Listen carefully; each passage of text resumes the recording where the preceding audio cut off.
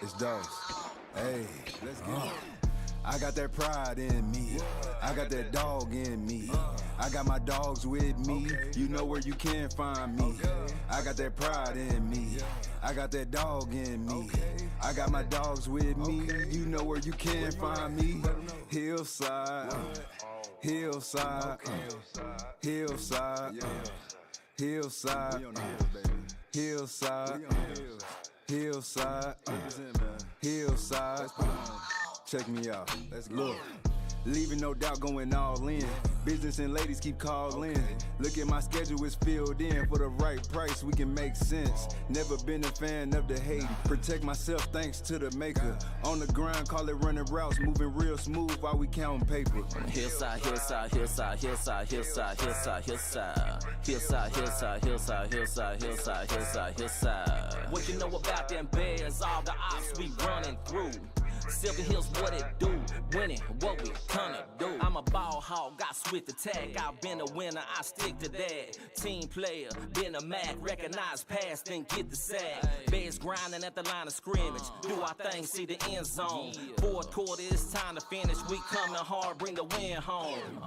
Big hit energy, chewing up all the ops like raw bait. All for one, we fight together. Let's win conference, get all state. Game day and I feel fine. To the fight, we will ride. Sylvan Hills, build black will feel. Better know the deal on that hillside, man. Hillside, hillside, hillside, hillside, hillside, hillside, hillside. Hillside, hillside, hillside, hillside, hillside, hillside, hillside. What you know about them bears? All the ops we running through. Sylvan Hills, what it do? Winning, what we gonna do? Handle business Friday night, that's what it's time to do. Until we gone, we gon' represent that white and blue.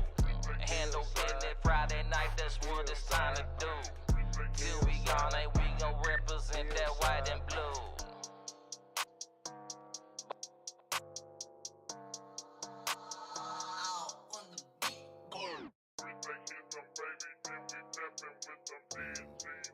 We on the hills, man. It's dose. Hey, let's go. I got that pride in me. I got that dog in me. I got my dogs with me. You know where you can find me. I got that pride in me. I got that dog in me. I got my dogs with me. You know where you can find me. Hillside, hillside, hillside, hillside, hillside, hillside, hillside. Check me out. Let's go. Look, leaving no doubt, going all in. Business and ladies keep calling. Look at my schedule, it's filled in. For the right price, we can make sense. Never been a fan of the hate. Protect myself thanks to the maker. On the grind, call it running routes. Moving real smooth while we counting paper. Hillside, hillside, hillside, hillside, hillside, hillside, hillside. Hillside, hillside, hillside, hillside, hillside, hillside, hillside. What you know about them bears? All the ops we running through. Sylvan Hills, what it do? Winning, what we gonna do? I'm a ball hog, got swift attack. I've been a winner, I stick to that. Team player, been a Mac, recognize past, then get the sack. Bears grinding at the line of scrimmage. Do our thing, see the end zone. Fourth quarter, it's time to finish. We coming hard, bring the win home. Big hit energy, chewing up all the ops like raw bait. All for one, we fight together. Let's win conference, get all state. Game day and I feel fine. To the fight, we will ride. Sylvan Hills, build black will feel. Better know the deal on that hillside, man. Hillside, hillside, hillside, hillside, hillside, hillside, hillside. Hillside, hillside, hillside, hillside, hillside, hillside, hillside. What you know about them bears? All the ops we running through. Sylvan Hills, what it do? Winning, what we gonna do? Handle business Friday night, that's what it's time to do. Until we gone, we gon' represent that white and blue. Handle business Friday night, that's what it's time to do. Till we gone, we gon' represent that white and blue.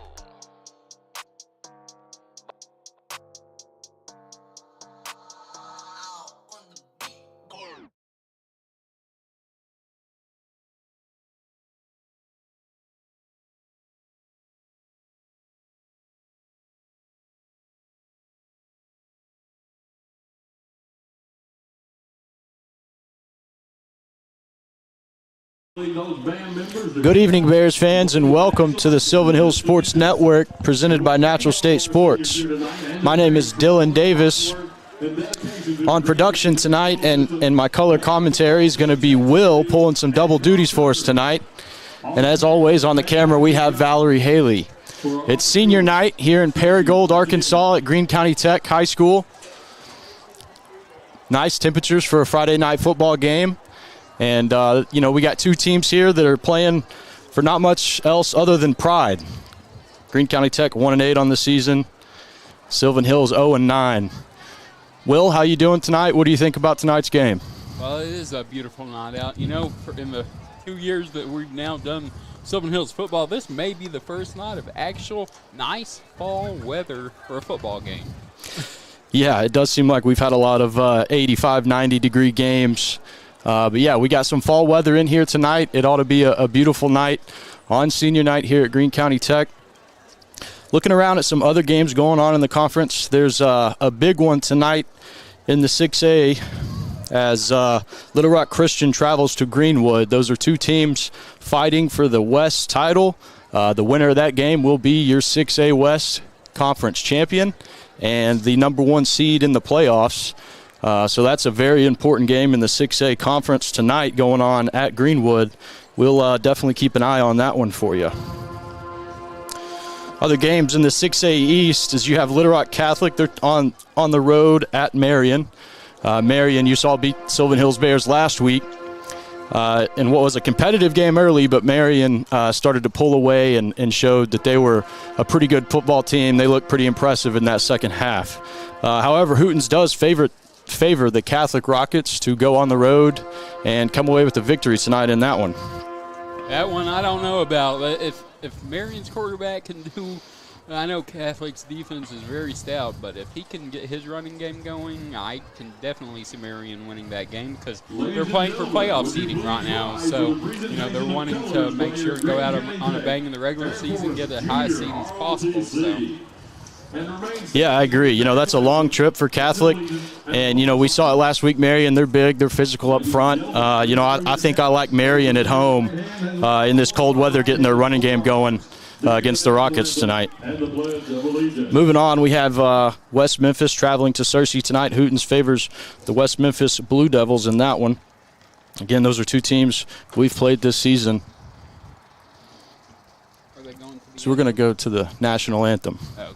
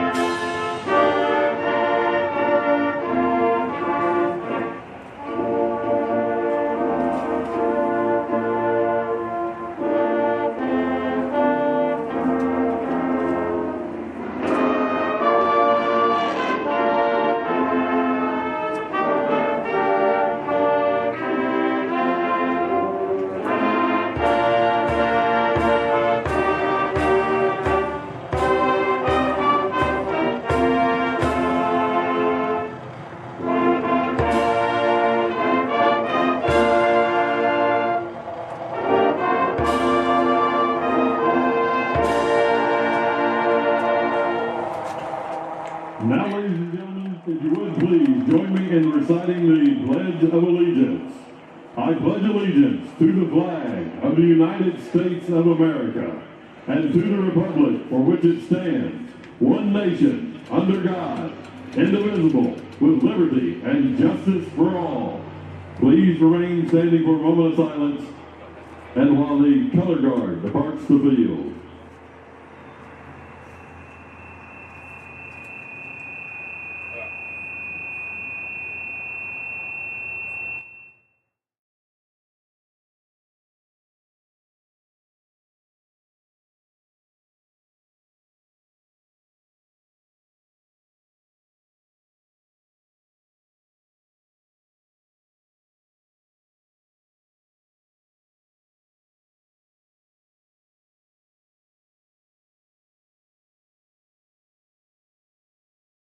Senior Airman. All right, Bears fans, thank you to the Greene County Tech Band for a great rendition of our national anthem. Moving on to our next game in the 6A East Conference, we have Sheridan at Benton. Benton has the #1 seed locked up on the east side of the playoff bracket, but they have won 8 consecutive against Sheridan. They'll look to extend that streak tonight to 9 games. Sheridan obviously looking to end that streak. Sheridan in the same boat as Sylvan Hills here. They're playing for pride. They can no longer improve their seed.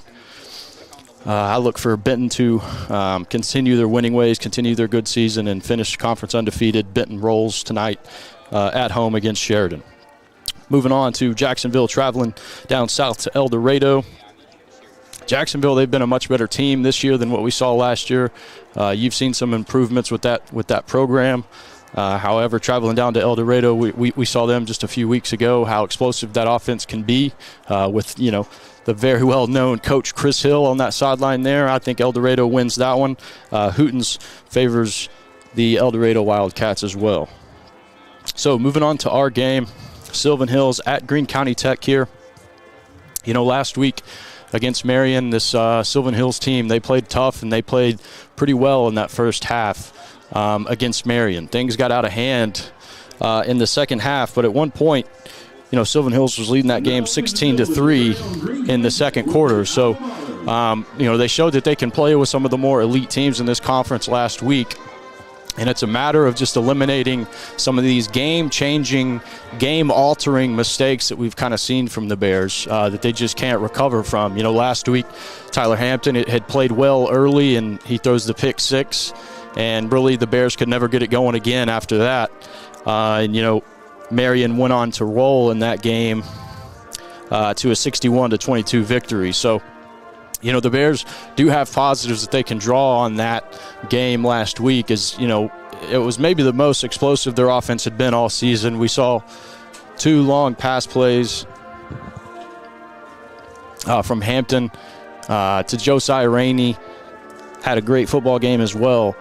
Just a lot that team can build on from last week and hopefully carry in tonight against the Greene County Tech Eagles and hopefully pick up their first win. Yeah, and Sylvan Hills, the offense has been really hit or miss because your offense you saw week to week was progressing every week. When you get down to Sheridan, and the offense looked better than it had all year long. And then, you lose a close game at Sheridan, and I think they lost some of their confidence because the next couple of weeks after that, it looked dead. And then against Marion early on, the onside kicks we recovered and got their confidence back up, and you saw in that first half that they're capable of scoring. But it's just, one bad play or something here or there, all of a sudden their confidence goes down and the offense doesn't score again. So we're looking tonight to try and be consistent with the offense, and we can do that. We can definitely come out of here with a win. And there's nothing like going into the off season with a win. Of course, you'd like to be in the playoffs, but if you're not, going into the off season with a win is probably the next best thing, especially for a first-year program, for a first-year head coach in the program and everything. Yeah, definitely heading into the offseason with a win under your belt makes you feel a lot better about things. When you're in the middle of those summer workouts, those 2-a-days, you can think back on a little bit of a sweeter feeling to end the season. And, you touched on that Sheridan game kind of being a turning point for the offense in terms of the improvement. And, yeah, that can be, kind of what you have with a young quarterback with Hampton. He had struggled early in the season, but we had seen that it's there. We've seen that he can make plays. He can lead this offense. But you lose a game at like Sheridan, a close game, a real heartbreaking loss, really. And you kind of get that feeling that, man, we may never win one. And you saw that carry over to the next week against Jacksonville, which was a game that a lot of us thought, they should have competed a lot better than they did. And unfortunately they didn't. And that's kind of continued up until Marion last week, where we saw this team do what we thought they can do in the first half of that one. Hopefully that continues tonight. And I think a lot of it has to do with Hampton's confidence and just him going out there and playing down by down and just continuing to make the right play and moving on to the next play and building. Yeah, and we're seeing with Hampton game over game that he is improving. And, we were told down in El Dorado that this is his first real year of organized football, and that just kind of blows my mind because you see he has talent, and you see, like you can see the improvement and everything. So if he can put it together over this offseason, next year as a junior, he's going to light it up. And if we can get our offensive line to get some better protection, now that they're one full year in the spread offense outside of the flex bone offense, now they understand more of the the blocking scheme that they've got to take care of. Major difference in what they had in the flex bone offense. So all of that put together, I really think the offense is going to turn the corner going into next season, and they're young. This is a very young team, so I'm excited to continue to see Coach Gill and how he's going to continue to build this program. Yeah, as the teams take the field here, it is a very young team. And their leadership positions are young as well. Some of the best players on the defense, guys like Jabanowski and Malachi Summons come to mind. Those guys are just sophomores as well. And so you have a lot to look forward to with this football team, and hopefully it starts here with a win tonight against a Greene County Tech team who actually, they do have a win on the season, but this is a very beatable football team. This is a very winnable game for the Bears. And I just hope they come out here, play loose, play fast, and play energized, and fight for a win tonight. Yeah, you're representing yourself, but you're also representing Sylvan Hills. So, come out here. It's the last game of the season.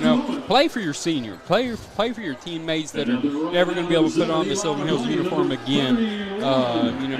Get them going out of their career with a win here on the road at Greene County Tech. Yeah, definitely. So, Greene County Tech is going to kick off first.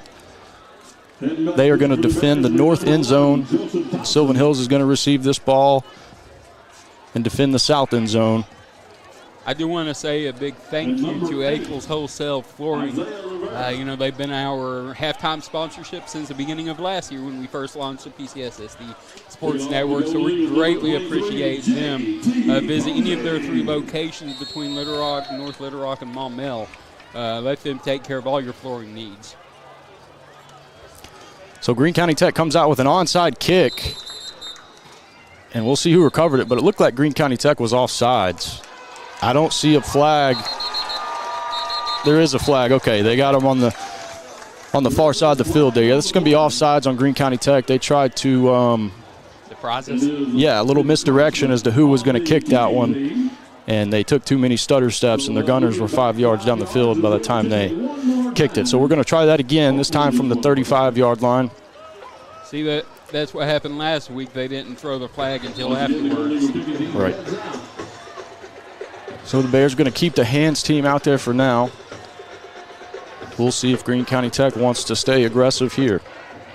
Now see here, you've already kind of blown the element of surprise, so I'd go ahead and kick it.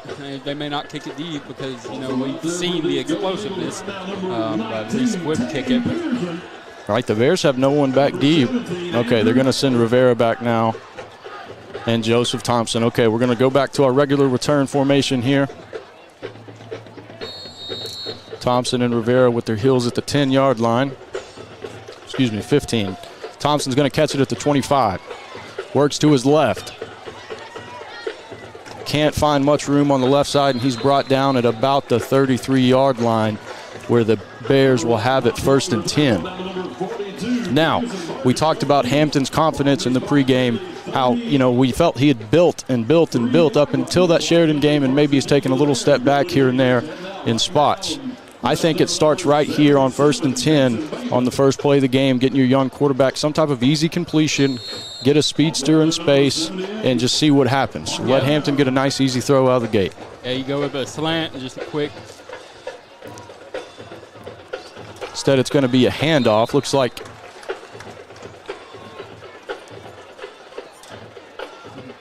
that's Buchanan.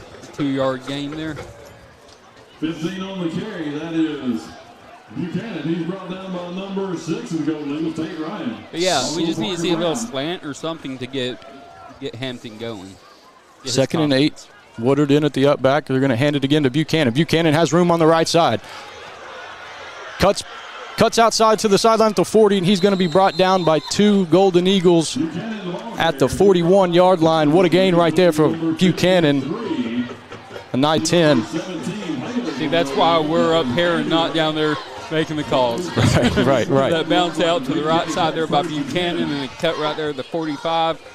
Gets him right back down to the 41, to the Greene County Tech 41 now. So. Yeah, nice patience there from Buchanan. Wasn't much in the middle, just bounced it out. Turned that into a nice gain. Hampton throws left. It's going to be Rainey on the catch, and he's brought down behind the line of scrimmage. That's a good play by the Greene County Tech defense. They read that one the whole way. Maybe a little better pass from Hampton. Rainey could have made a move, but kind of had to pick that one off his shoe tops. It's going to bring up 2nd and long for the Bears. See, that's something with those top bubble screens that I'm not a huge fan of anymore. They stop back there 5 yards back of the line of scrimmage. Instead of used to, they start running a little bit before catching the ball. Rivero, catch on the far sideline. He's going to pick up 6 yards before being driven out of bounds. Yeah, I agree. You don't see the real bubble anymore. It's more of just a pop pass almost. You used to see receivers kind of get a little momentum going towards the line of scrimmage, kind of catch that ball on the run. All right. They're going to send trips to the right side.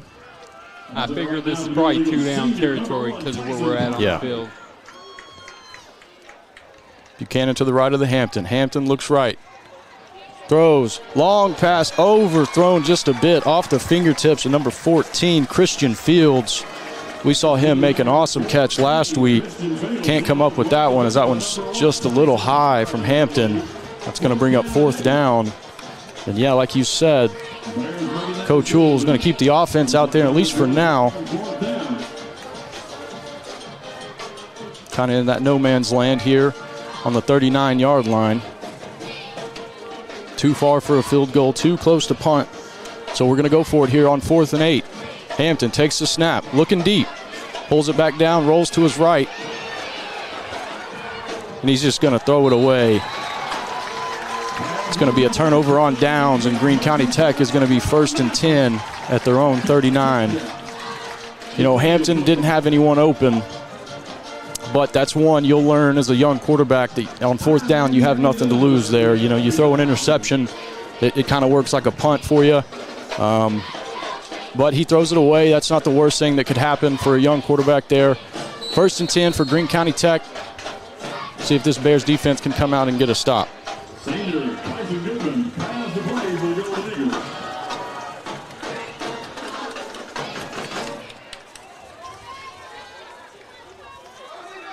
Handoff up the middle. Breaks a few tackles and picks up 3 yards. Number 21 of the Golden Eagles, Levi West. Senior picks up about 3 hard yards. Right up the middle. The Bears defense does a pretty good job of containing the inside run. You can get some yards on them on the edge if you can get some speed out there, but they do a nice job stopping up the middle. If Greene County Tech wants to run the football, they're going to need to look off tackle in this one. See, looks like that was Chris Davis on the tackle. Behind the line of scrimmage, that's going to bring up 3rd and 9 for the Golden Eagles. What a play right there from the Bears defensive line.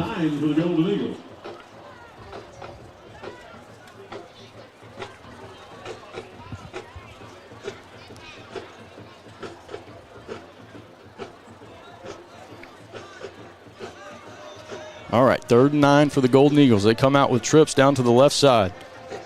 Single receiver up top. Snap, he's looking left, going long. Man, has a step, and he's overthrown. Pretty good coverage right there by Thompson. The receiver did have about a half step on him. Greene County Tech quarterback just overthrows him. Yeah, sorry, it's service kind of spotty here, so I'm sorry if the stream kind of gets glitchy there for a couple of minutes, but I'm trying to fix that too. So, yeah, we have Will pulling double duties here. triple and quadruple. I've had to fix fires at 2 of the other broadcasts too, so it's been a fun night already. But hey, good job on the defense holding them to a 3-and-out here. So the punt is away. Rivera's going to take a fair catch. He has it at about the 34-yard line. It's going to be 1st and 10 for the Bears. So all right, last drive, Buchanan had the big run on the right side, but after that, not much doing for the Bears on offense. You try the bubble screen and go backwards, and that was pretty much that. So we'll see if they can stay in front of the sticks here and sustain a drive and get some points on the board and strike first in this one. Yeah, see, I think you go with a slant or something to get him going more than that, half bubble screen top play. They're going to hand it off. He's got some room on the left side. He's going to be taken down. That's Malachi Sherwin. Nice job by the Bears offensive line on the left side, finishing that one off. It's going to bring up 1st and 10 at the 49-yard line.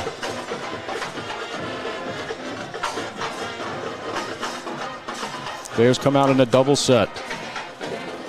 Hampton sends Rainey in motion. Going to be an option. He fakes the pitch and cuts it back up. He runs into a host of Greene County Tech defenders. I like that because as a quarterback who can run, there's nothing like getting a little dirt on your shoulder pad. All right, we see a late flag come in here as the teams are separating. This one's going to go against Sylvan Hills. Probably a holding call. Now, the flag came late as the teams were separating, so something must have been said.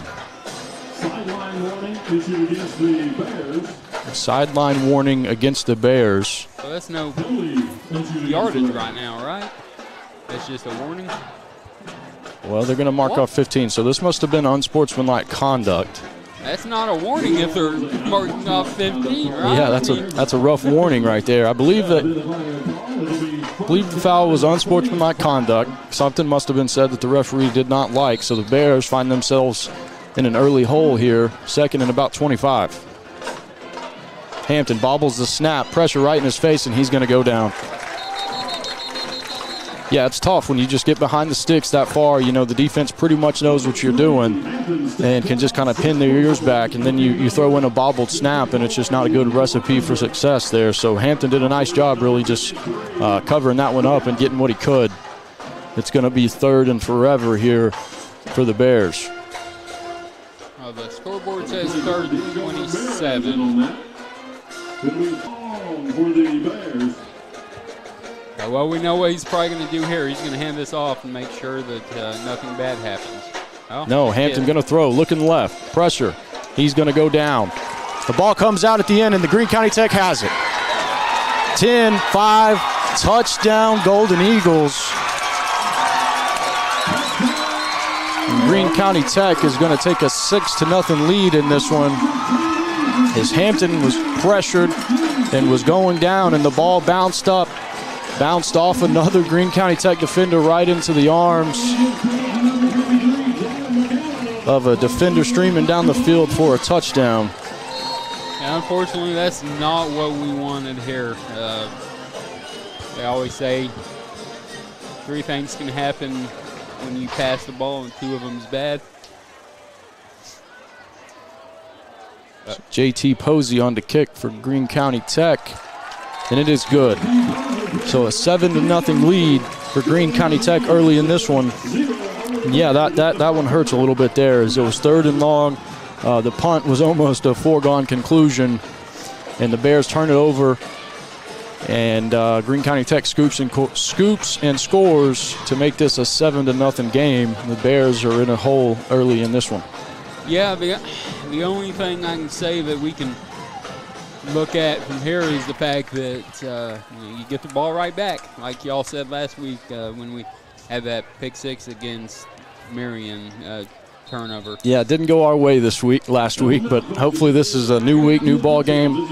We can get the offense back on the field and forget about that one and move forward. Yeah. You know, I played on a lot of bad football teams in my time, and I had a lot of coaches that said athletes have to have short memories. You got to forget that last play and move on to the next one. So Hampton, you know, if you've ever met Coach Pryor in your life, you'll know that you just got to forget that one and move on. Number 62, Jed Lanier. All right, so Greene County Tech has this one teed up. Hands team on the field for the Bears. No one back deep. Greene County Tech is going to kick this one deep. Ball bouncing at the 5. Is it going to go in the end zone? It will for a touchback. Oh. For a minute there, it looked like we were going to have a race to the football. And it was going to be close between Thompson and about 6 other Greene County Tech defenders. It was very close, almost too close for comfort there.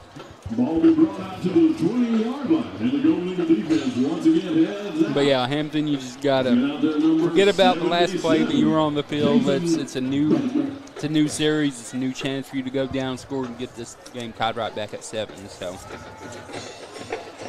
and I like this formation. They're coming out with the 3 receivers to the right side. Buchanan to the left of Hampton. Hampton takes the snap, immediately looks right. Pressure, and he's going to scramble to his right. Throws, and it's going to be picked off. It's picked off. Greene County Tech down the sideline. That is number 1, Tyson Cartwright for the Golden Eagles.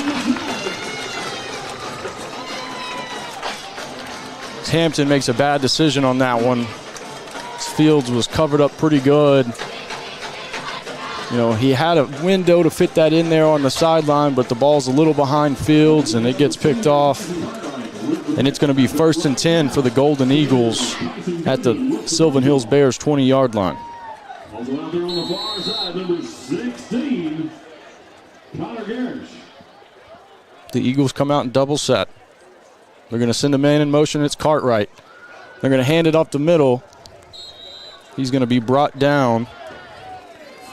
See, that was number 38 for the Bears, Pierre Grimes. And that is Pierre Grimes. It'll be 2nd down, and we'll call it a long 7. Also out there on the Golden Eagle offensive line, number 73, Carson Siebert. 2nd and 8 for the Eagles. Come out with trips to the short side here. Goodman takes the snap, and he's going to pitch it left. It's number 6 up the sideline. He's got room, and he stumbles at about the 3-yard line. Let's see, they're going to say he stepped out of bounds. And it's going to be 1st and goal for the Eagles from the 3-yard line. That was number 6, Tate Ryan on the carry. We need our Bears to answer the call here on defense. You know, that one's going to come back as there's holding against the Golden Eagles. Well, we'll take that too. Yeah, absolutely. So that's going to back them up. It's going to be a 2nd and... It'll be 2nd and 17, right? 2nd and 12. But they only gave him a 5-yard penalty. Well, I guess if it happened to the 2. Yeah, your guess is as good as mine on that one. The Eagles take the snap, run the same play, quick pitch left side. This time, that's Joseph Thompson comes up and makes the tackle at the line of scrimmage. Great job right there from Joseph Thompson, recognizing flow, recognizing that's the same play I just saw, and comes up and makes a play. Yeah, we needed that there to get him into this 3rd and long situation where it's 3rd and 10 now with 5:28 to go in the 1st quarter. All right, so 3rd and 11. The Eagles come out in a double set. Tate to the right side of Goodman. Goodman takes the snap. He's going to roll to his right. Pressure in his face, and he's going to go down. That's number 38, Pierre Grimes, with his 2nd tackle of the night. This one a sack. Yeah, defense is answering the bell right now. What a start from the sophomore, Pierre Grimes, in this one. Like we said, he's young, and he's just going to keep improving. He is out here playing with maximum effort. All right, so 4th and 20, Greene County Tech kind of in that no man's land here. Would be about a 47-yard field goal if they tried it from here, so they're going to go for it. They're going to come out with trips to the left side. Yeah, not many high school kickers kicking 47-yarders. No, there's not. Goodman takes the snap, looks downfield, throwing it deep into double coverage, and it's over everybody. Closest man to that one was a Bears defender. It falls incomplete, and that's going to be 1st and 10 for the Bears on the 29-yard line. Good for the defense. They came out, they had their backs against the walls there after another turnover by our offense, and, they said, you know what, no, we're not going to let you score again. So now we need our offense to answer the bell and go ahead and tie this game up. Yeah, I have a feeling we're about to see some of that running game here for the next few plays, and I can't blame them. Buchanan in the backfield. Hampton takes the snap. He's going to hand it off to Buchanan. He's got a hole. Buchanan cuts to the outside. And he's going to be brought down at the 40-yard line, but that's a nice pickup on 1st down. That's going to move the sticks. It's going to be 1st and 10 for the Bears at their own 41-yard line. What a hole opened up by the Bears offensive line on that one. Yeah, and they found something running off tackle. You just got to stay consistent with him and mix in some other plays that's going to not allow the defense to bite on that outside run every play. So keep the penalties away. Hampton takes the snap. He's going to hand it to Buchanan again. Buchanan dancing on the line of scrimmage, finally puts his head down, and he's going to keep his legs churning for what turns into a very nice pickup for the Bears. Great effort right there from Buchanan as he picks up 9 yards. He was stopped at the line of scrimmage there, just never stopped his feet, kept them running, and picks up a nice gain for the Bears. It's going to be 2nd and short. Hampton takes the snap. He's going to hand it to Buchanan again. Buchanan breaks the tackle in the backfield, and he's going to be out to the Greene County Tech 42. Another 1st down for the Bears. They are doing well with the run here. If we just find a way to mix in a couple of easy passes for Hampton to get his nerves down. Yeah, I think right now, though, you got to keep feeding Buchanan. You're ripping off about 9-10 a touch. Absolutely. Hampton hands it to Buchanan. Another nice hole. He's going to fall forward for, 5 yards on the play. That's just awesome. I mean, he gets hit after about a yard past the line of scrimmage, and then he just keeps pushing. And now it's, 2nd and 5.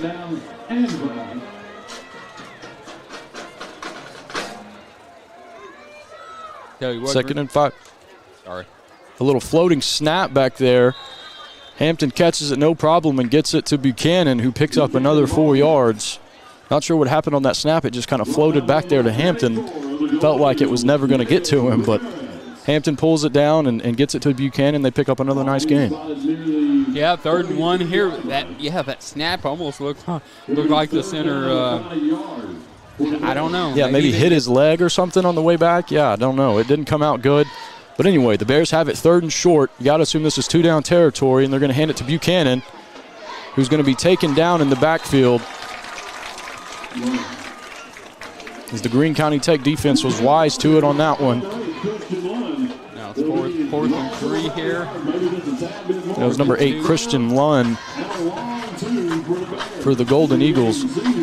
All right, so 4th and a long 2. You're on the opponent 34-yard line. Looks like the Bears are going to go for it. To me, this is the perfect time for a read option. Hampton's going to be in an empty set. They're going to motion someone in the backfield. I almost guarantee it. Nope. They'll take it and throw it, and that's going to be caught. Is that number 7, Egan Hall, on the catch? What a call right there from Coach Ewell. That's some trust in a young quarterback on 4th and short. He comes out in the empty set and attacks the one-on-one matchup at the top, and they get the completion. What a throw, what a catch right there from the Bears offense. 1st and 10 from the Golden Eagle 29-yard line. Yeah, and that's what we were saying earlier is that, hey, just a quick pass to get him going. Buchanan off the right side, and he's slung down hard. Looks like that's Christian Lund again for the Greene County Tech defense. second down and 10. No gain. It's going to be 2nd and 10. As the Bears will huddle. Well, now they break the huddle, and they're going to send trips down to the right side. Buchanan to the right of Hampton. Hampton takes the snap and hands it off to Buchanan. Buchanan up the middle. He's got room.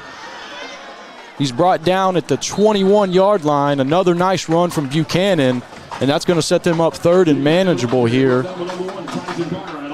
just outside the red zone.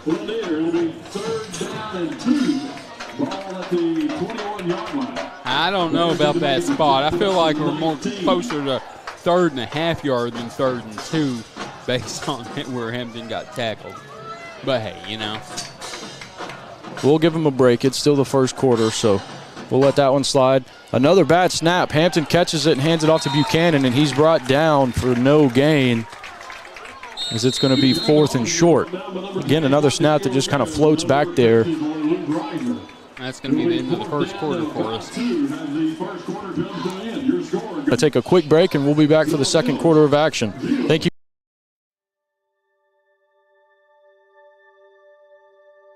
Project Zero is a 501c3 nonprofit with one goal, and that is to have 0 kids in foster care waiting to be adopted. And we're hoping to have 0 kids waiting. That's our whole goal, Project Zero.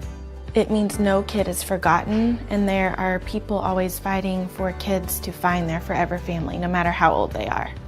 There's not awareness out there. I don't think people understand the need that we have here in our own state for these children who are wonderful children waiting for forever families.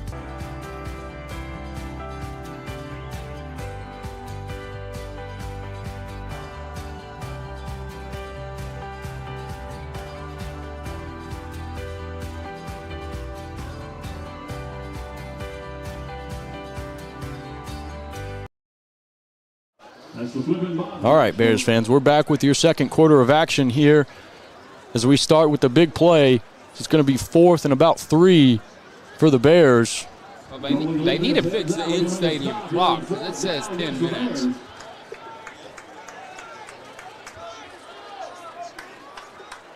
Okay, so we got 12 minutes on the game clock. They fixed it here at the stadium. Now we're ready to go on 4th and 3. The Bears are going to come out in a strong set with Woodard at the up-back position. That's number 22, Jabanowski, to the left of Hampton. Hampton takes the snap, looks right, throws it complete to Rivera. No, they're going to say incomplete, that Rivera trapped that one. And that's going to be a turnover on downs for the Bears.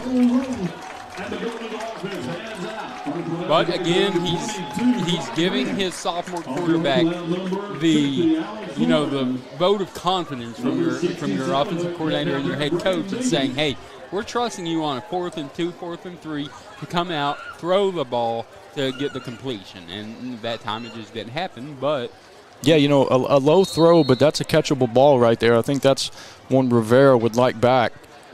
But anyway, it's going to be 1st and 10 for the Greene County Tech Eagles at the 20-yard line. Goodman's going to take the snap. He's running left, and he's going to be pushed out of bounds for a short gain. Nice job by that Bears defense out there, not allowing him to break contain. It's going to be 2nd and 9.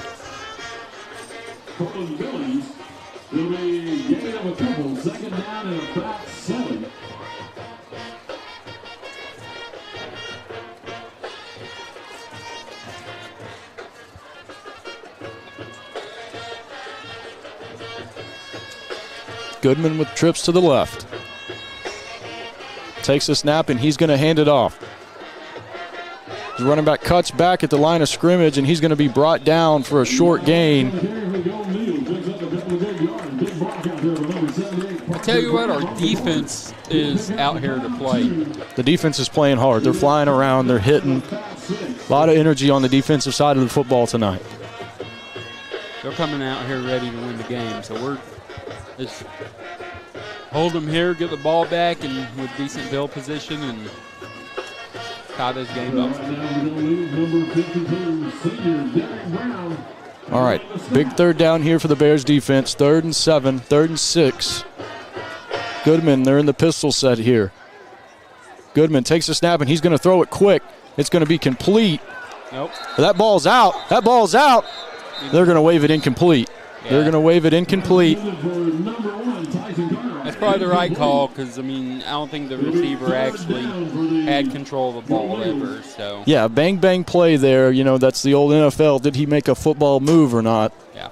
They're going to call it incomplete. I don't even think he actually caught the ball. He tried catching it while continuing to run and just kept bobbling until he got hit hard enough and got knocked down. But anyway, that's going to be a stop for this Bears defense and a punt for the Golden Eagles. As the punt is partially blocked, I think.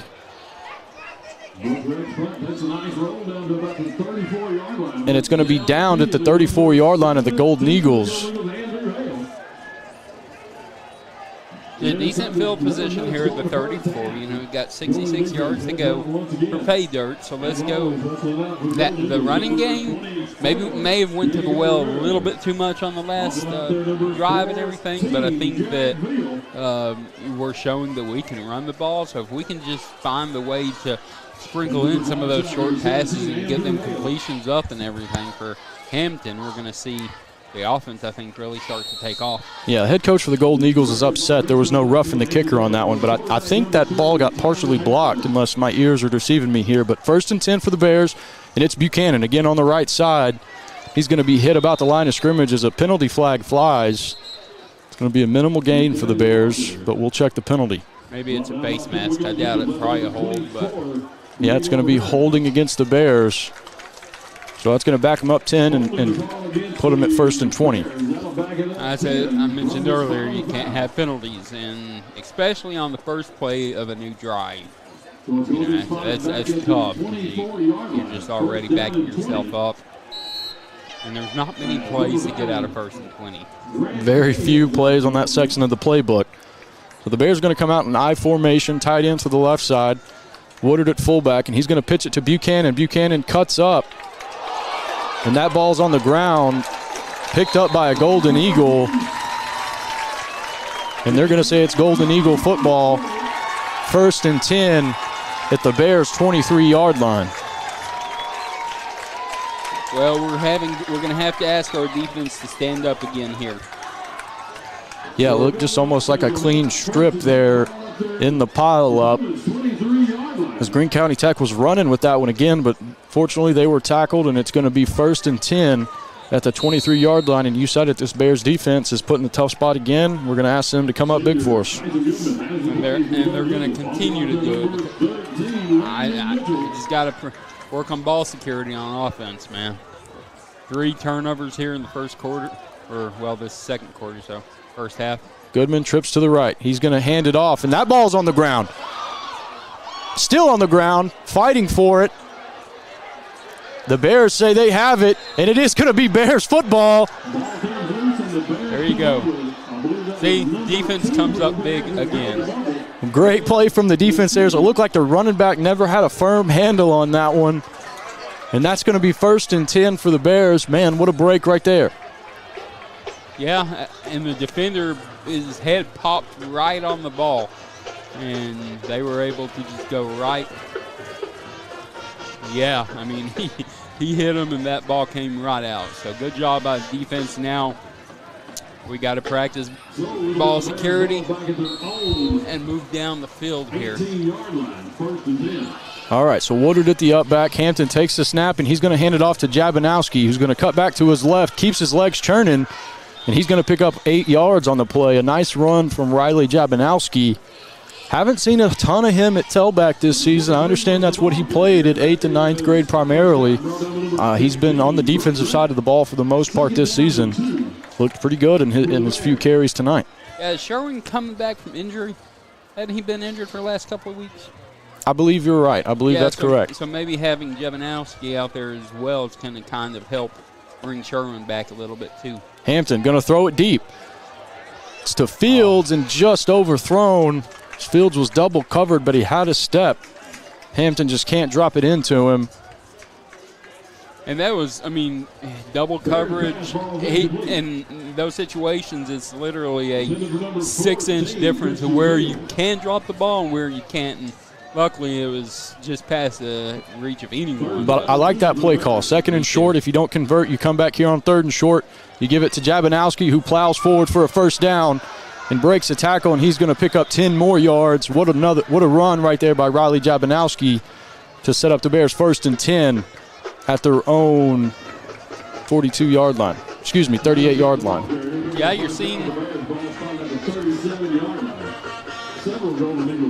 now the offense picking up some pace here. Yeah, Bears going quick. They're going to hand it again to Jabanowski up the middle, and he's going to be stopped for a short gain here. Yeah, I love the play call there on the 2nd and short. You give your quarterback a chance to make a play. You give Christian Fields a chance to make a play on the outside. It comes up incomplete. You just come back on 3rd and short, run your short yardage play, and pick it up. All right, so 2nd and long here. They're going to hand it to Jabanowski, who's got room on the right side. Jabanowski is taken down at about the 40-yard line of the Greene County Tech Eagles, and another nice run for this Bears offense. Yeah, and another first down. It's just going to keep going back to, making sure holding ball security, and then the offensive line making sure they get their blocks. Bears going quick again. Jabanowski takes the handoff, and that ball's on the ground. Looks like Hampton was able to fall back on it, and the Bears are going to retain possession, but just what you were saying, we've got to hold on to the football. I'm going to quit mentioning it because the 3 times I've mentioned ball security, either we fumbled or Greene County Tech has fumbled. So I'll start talking about it when we're on defense. All right. Deal. That's a deal. All right, so it's going to be 2nd and 12 after the Bears avoid disaster on first down. We're going to see Christian Fields down here wide to the left side of the field. Woodard's going to be the up back. It's Jabanowski at tailback to the left of Hampton. Hampton takes the snap. He's going to hand it to Jabanowski. Jabanowski picks up 7 yards. Another just not very clean handoff right there. But the Bears turn it into positive yards. I'm wondering if the cold weather has got the offensive, the center and possibly even the running backs a little different, just because, like we mentioned in pregame, we haven't had many of these nice fall cold nights.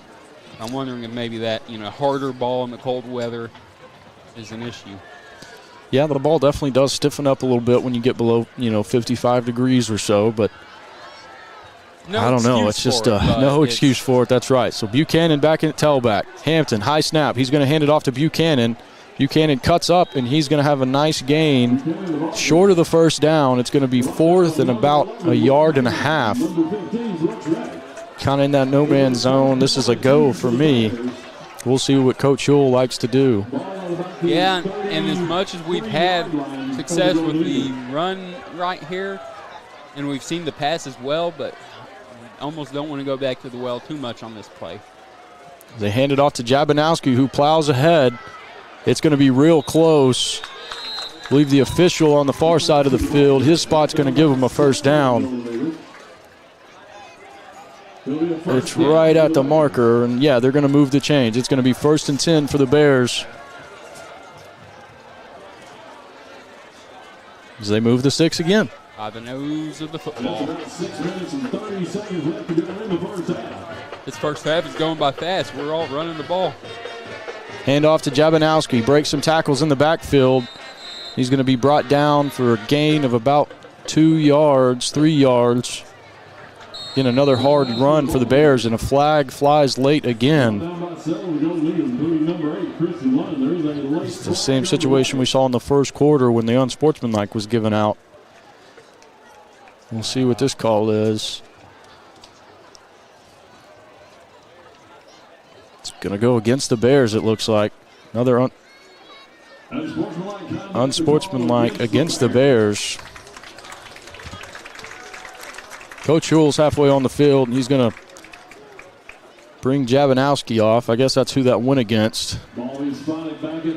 See, and we love his aggressiveness on defense, right? So maybe I'm wondering if he's being that aggressive on offense and maybe saying some things or something. I don't know. Got to keep it between the whistles, Jabanowski.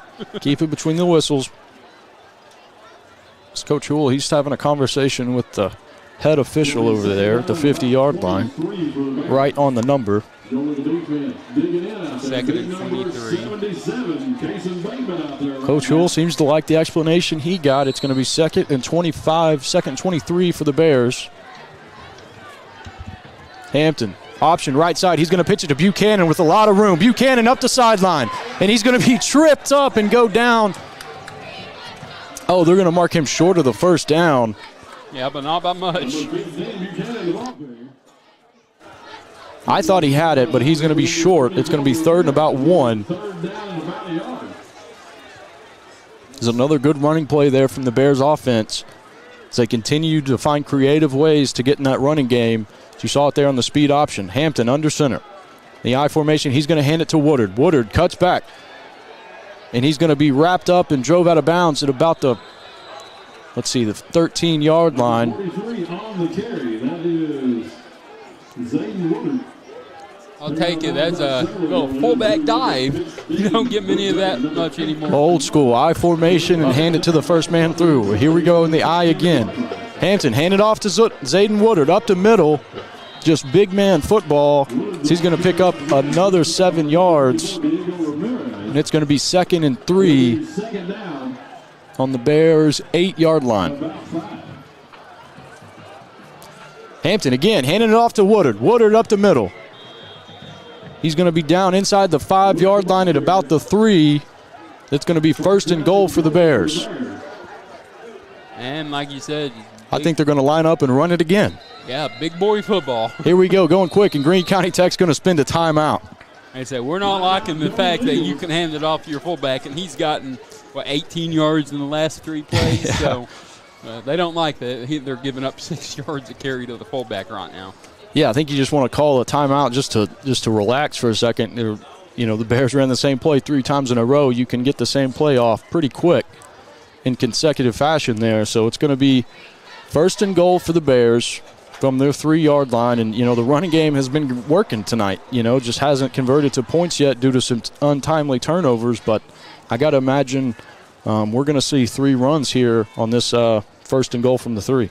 Yeah, with 5:24 left here in the first half, we've got the Bears' offense is taking they're taking the ball down the field. That's all I'll say. But yeah, they found some momentum here with the run game on this drive, and causing Greene County Tech to call a timeout because they didn't like the fact that we're just pushing them around. Yeah, the run game has been coming in chunks tonight for the Bears, as they're going to come out in I formation again with Woodard at the fullback spot, Buchanan at tailback. Hampton takes the snap, hands it off to Woodard again. Woodard is going to be in for the touchdown. That's going to be a touchdown for the Bears. Zayden Woodard on the fullback dive for the 4th consecutive time. That's going to bring our score 7-6 in favor of the Greene County Tech Eagles, pending this PAT, as the Bears are going to come out in a swinging gate here. I'll be honest, I've never understood the use of the swinging gate here. It's almost like it just makes your offensive line wait longer to get set up. Just something else for the other team to work on. You know, they had to spend practice time on guarding the swinging gate this week, and the one time that they mess it up, you snap it and you go for 2. That's going to be Alec Bowman on to kick the PAT, and it is up and good. That's going to tie up our game 7-7. And I come away from that drive with the Bears very impressed in the run game, very impressed in the offensive line. There was a lot of room to work, and the backs did a really nice job taking advantage of the space. And when we hold on to the ball, this rushing attack looks to be on a roll tonight. Yeah, and it's great what you can do. Did we see any penalties on us on that drive? I believe we started with a holding penalty on that one. Holding penalty, yeah. Yeah, because who was it, Rainey that had the big run? I believe Buchanan, yeah. Buchanan, yeah. I'm not good with names. Yeah, he had that big run, made it 3rd and about 1, and then from there is fullback touchdown. So yeah, let's go back to the turnover down here on the Bears' 18-yard line, as they coughed it up themselves, and it looked like Greene County Tech was going to go in and score, but they immediately, on the very next play, get the turnover back and get the ball back to the offense. That could loom large in this game as we move forward. definitely were sitting here looking at 7-7 game instead of a possibly 14-0 Greene County Tech game, and the defense answered the bell. Then our offense turned around, picked up their end, and they were able to score. And so now we need the defense to do it, maybe give us the ball back here right before half to try and go score again. All right, if you've been watching the Bears games, you know these kickoffs have been fun lately. Yeah, they've not always been what they appeared to be. Greene County Tech has a pseudo onside recovery team out there, and it's going to be an onside, and Bowman just never got enough of it. As Greene County Tech is going to, they picked up the football, and then Sylvan Hills ripped it out of their arms and started running the wrong direction. They're going to blow this play dead, but I mean, I think this has got to be Sylvan Hills football unless they're going to rule that man down. So the ball went 3 yards off the tee, which it immediately has to go 10. However, the first person to touch it was a Greene County Tech Eagle, and the ball was then stripped from his arms by the Sylvan Hills Bears. Yeah, I don't understand all the rules on the kickoff, especially the onsides. Maybe I need to text Coach Kelly after the game and ask him. Maybe the ball automatically goes to the return team if it doesn't go 10 yards. But that's not what I would have assumed. Anyway, it's going to be 1st and 10 for Greene County Tech on the 42-yard line of the Sylvan Hills Bears. You know, outside of, well, I mean, our defense has played well today, so let's just keep answering the bell, young men. Goodman takes the snap. He's going to hand it off to Tate. Tate dances in the backfield and cuts it upfield. He's going to be brought down for a pretty good gain on first down. It's going to be 2nd and about 6 for the Golden Eagles. Man, it seems like we have a controversial kickoff every week now with these onside attempts. It's either controversial or we just don't know the rules. Controversial or we're real dumb, either one. As we're going to pitch it quick to the right side, it's Tate up the sideline. He's going to run over a man at the 20-yard line, and finally a gang of Bears are going to stop his momentum. They're going to blow it dead at the 20-yard line. Going to be 1st and 10 for the Golden Eagles. But you know what? That's the very first really decent play by this offense. I mean, our defense has answered the bell all night long, so. Yeah, defense has played very well tonight. They're going to have to finish out this drive in a big way as they got their backs against the walls. It's 1st and 10, Greene County Tech on the 20. Let's get a pick 6. Goodman takes the snap. He's going to hand it off to Tate. Tate cups back up the middle, and he's hit hard. That looks like number 38, Pierre Grimes. It's a little commotion as Kanye Williams got tangled up with the offensive tackle there. I think the Bears might have got away with one. Looked like Kanye Williams might have taken a swing, but no call, and it's going to be 2nd and 8 for the Eagles at the Bear 18-yard line. Well, I hope he didn't take a swing. I wasn't really paying attention to that, but I hope he didn't. That's not what we need. I don't mean a swing as in a punch, but kind of a strong push to the back of someone. Oh, okay. And Goodman's going to take the direct snap. And yeah, flags fly here. The offensive tackle and Kanye Williams get tied up again. We'll see what the call is.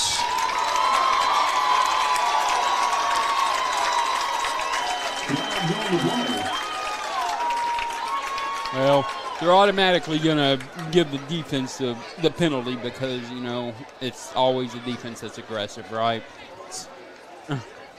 Unsportsmanlike against the Bears. These are going to be offsetting penalties. Unsportsmanlike conduct against the Eagles. You heard the loud cheer from the hometown fans here. Usually that's always going to almost always offset, and I think they got the right call. Yeah, number 78 had him locked up. It was a great block, but it was well after the whistle that he's trying to drive him in the turf. That's a good call, making that go both ways, and it's going to be, let's see, are we going to replay the down? It'll be 2nd and 8 again. Or was that wasn't a dead ball foul, so we are going to replay the down. Okay, so 2nd and 8 for the Golden Eagles. They come out in a double set. I still say pick 6. Come on, man.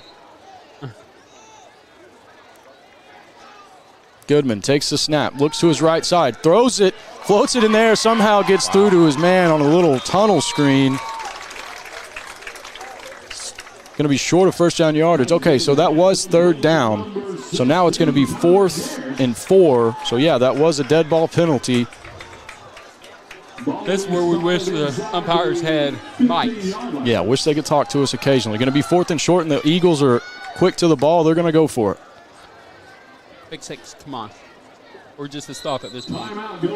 Yeah, the Golden Eagles are going to take a timeout here.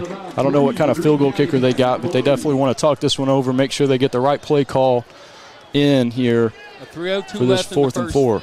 3:02 left here in the first half. Greene County Tech's going to get the ball to start the third quarter. So they're trying, they want to score here so that they can, score, get the ball in the second half and score again. But 3 minutes is a lot of time left. So I think they're going to go for it and try and convert so they can continue running clock. I think that's probably why they call it timeout. Yeah, I think you're going to go here. And even if you don't get it, you're going to give the Bears a long field with just 3 minutes to go in this half. So, yeah, I assume they're going to come out here and go for it.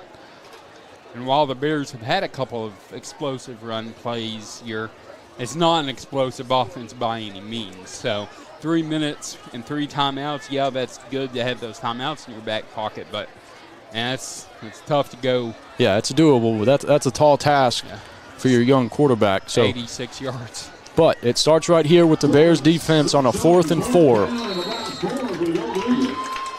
Goodman's going to have Tate to his left side. Trip set to the left. Pick 6, come on. Goodman takes the snap. He's going to drop back, looking over the middle, floats one up, and it's going to be a touchdown for the Golden Eagles. Joseph Thompson delivers a big hit, but it's late. And that's going to be a touchdown for the Golden Eagles on 4th and 4. They throw it up top and complete it. Just a floating lame duck pass that somehow gets to its intended target. And it's going to be 13-7 pending this PAT. Neither one of the quarterbacks' 2 last passes looked good at all, but they both somehow made it to their guys and converted. So the kick is up, and it's going to be good. So it's going to be a 14-7 lead for the Greene County Tech Eagles. And the Bears will have 2 minutes and 56 seconds to go along with 3 timeouts to try and put together a scoring drive here at the end of this half. Yeah, I mean, they can do it.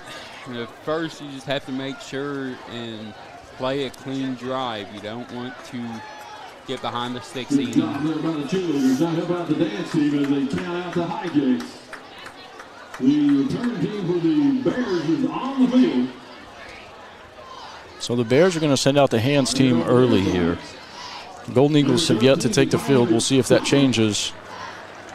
2 minutes and 56 seconds. I'd assume this ball's going to go deep. We will see. As the Golden Eagles break the huddle here. I mean, honestly, I would kick a squib here just because you don't want to give Sylvan Hills a short field because of their running game has been gashing you all night. So you don't want to give them a short field. So go ahead and kick it semi-deep and hope your team can cover enough. All right, it's Joseph Thompson and Isaiah Rivera deep for the Bears. It's going to be Thompson. He's going to have a chance to return this one. He's on the right sideline, cuts back across the field. He's got a hole. Thompson up the left side. There he goes. Cuts back, makes the kicker miss. At the 40, he's going to be brought down at about the 31-yard line. What a return from Joseph Thompson. It's going to be 1st and 10 for the Bears. Well, that's the next best thing that can happen. they don't kick the onside kick, so Bears say, we'll show you. We'll show you how you do it. Man, they did a great job there, the return team, blocking that up as Thompson had a huge hole to run through, and he does a nice job catching the kick and immediately getting into his return. He finds the hole and hits it hard. Gives this offense a great field position here with 2 minutes and 41 seconds. The clock is not an issue. You have 3 timeouts. Just got to find a way to get 32 yards. They hand it off to Jabanowski up the middle. Jabinowski with a nice gain on first down. It's going to be a gain of 8 for Jabinowski. Going to bring up 2nd and short for the Bears. Yeah, the run game is definitely not an issue tonight for the Bears. Just trying to figure out how to add in some passing to kind of offset the defense, being 8, 9, 10 players in the box. Yeah, I just think right now you're running it so well, you got to lean on it. Oh, yeah. Jabinowski, handoff again up the middle, cuts back to the right side, and he's going to be bottled up close to the first down yardage. We'll see. No, they're going to say 3rd down and about a foot. Here's your fullback dive play. Yeah, the Bears are going to come out in I formation. Zayden Woodard at the fullback spot. Hampton takes the snap. Quarterback sneak. Hampton has the first down and more. Hampton still going. He's going to be brought down at about the 14-yard line. 1st and 10 for the Bears. Yeah, you can't have a push in high school. So quarterback just goes, and the offensive line kind of goes beside him instead of behind him. I formation again. Another quarterback sneak. Hampton's going to pick up 5 yards on the play, 6 yards on the play. The clock is running, 1 minute and 19 seconds to go. The Bears are in no hurry, still 3 timeouts, and at the 9-yard line. I formation again. This is where you go with the fullback. Oh. Quarterback sneak near the first down marker again. Timeout. I don't know if, it looks like we're going to call a timeout. Bears are going to take their first timeout here with 59 seconds to go in the first half. As they're going to be 3rd and about 1 from the 5-yard line. See that we're doing, the quarterback run well here now, but don't get away from what we really gassed our defense with, which was that fullback dive. And I just feel like come back out here with fullback dive, and we're gonna tie this game up before the half. Yeah, this offensive line is just doing work right now, getting a good push, really resetting that original line of scrimmage 2 or 3 yards deep in the defensive backfield. And I think you just got to continue to lean on them, continue to let those big guys work up there. And I know Hampton wants to run the ball. He's being willing to do it. I just think that fullback dive, it is so hard to stop. All right. So here we go again. Bears in the I formation, Woodard at fullback. Hampton's going to hand it off to Woodard. Woodard off the right side. He's in the end zone for a touchdown, Bears. As another flag flies after the play here. Looking like we're going to have our 3rd unsportsmanlike penalty of the game, or 4th if you want to count the 2 that offset. The touchdown will stand for the Bears. The officials are going to come together to confer.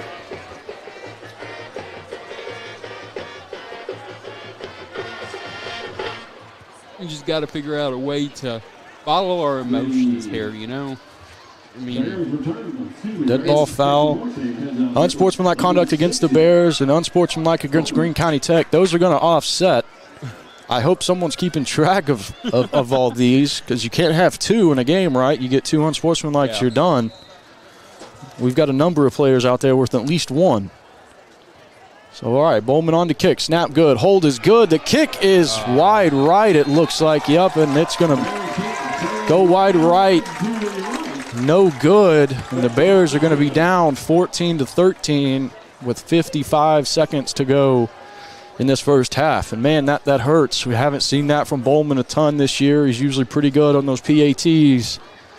Yeah. Just push that one there. And the thing is with a PAT, everything has to go perfect. You have to have the snap perfect. The ball has to be spiraled perfectly with laces out and stuff. So everything has to happen for it to be a perfect kick. And unfortunately, with 55 seconds left here in the first half, we're going to still go in the locker room trailing by 1. But do you know what that means? Next time we score a touchdown, we're going for 2. Probably. And that's always fun. So we got that to look forward to. But first, we got 55 seconds left in this first half. Greene County Tech does have 2 timeouts, so if they want to do something here, they have a chance. Scoreboard shows 2, but I think you're right. They've called 2 timeouts. Yeah, they've called 2 and we've called 1, so the scoreboard in here is wrong. So let's see. All right, so Greene County Tech with 1 timeout. 55 seconds to go. So the Bears come out in the jailbreak formation. They're going to pooch kick it. It lands at about the 27. Picked up by Greene County Tech. He's working to his left, cuts back to the middle. He's going to be brought down by a trio of Bears defenders. That's going to be 1st and 10 for Greene County Tech, right at the 40-yard line. 49 seconds left to go in this half. We'll see how aggressive Greene County Tech wants to be. You know, if you're the Bears defense, you really just got to keep it all in front of you here and make sure tackles and get this thing to the locker room down a point. All right, so Greene County Tech comes out with trips to the right side. Looks like that's Tate at running back to the right of Goodman. Goodman barks orders to his wide receivers. Takes the snap and looks right. It's going to be a tunnel screen. He floats it out there. Wow. It's caught by Cartwright. Cartwright cuts all the way across the field. And the Bears finally bring him down at their own 44-yard line. That's a 16-yard gain. As Greene County Tech's quick to the football here. Clock's running, 36 seconds to go. Goodman's going to get under center for a clock play, I believe. Time running, they're going to clock it with 28.6 on the clock. Wow, all I'm going to say is that was a lucky pass and a lucky catch. I mean, that pass went farther in the air than it did lengthwise, if that makes any sense at all. A high arcing screen pass that somehow finds its home. And Greene County Tech is in business here with 28.6 seconds to go on the 44-yard line. Goodman takes the snap, looks to his right. He's going to throw with a quick out route. It's caught, cuts back to the inside. He's going to be brought down for a minimal gain. Greene County Tech's going to take a timeout. And if you're Greene County Tech, that just took way too much time to only gain 3 yards right there. Now, I think that's what the coach is explaining to his player there. He had an opportunity to get out of bounds, and he cut it back up. Cut it back to the inside of the field and gets tackled. So the clock runs. They have to spend their last timeout. So when we come back, it's going to be 3rd and 8. 3rd and 7 from the 43-yard line with 20.6 seconds to go. If they pick up the first down, the clock will stop. So if the Bears can get off the field here, get a stop here, you'll likely take this into halftime.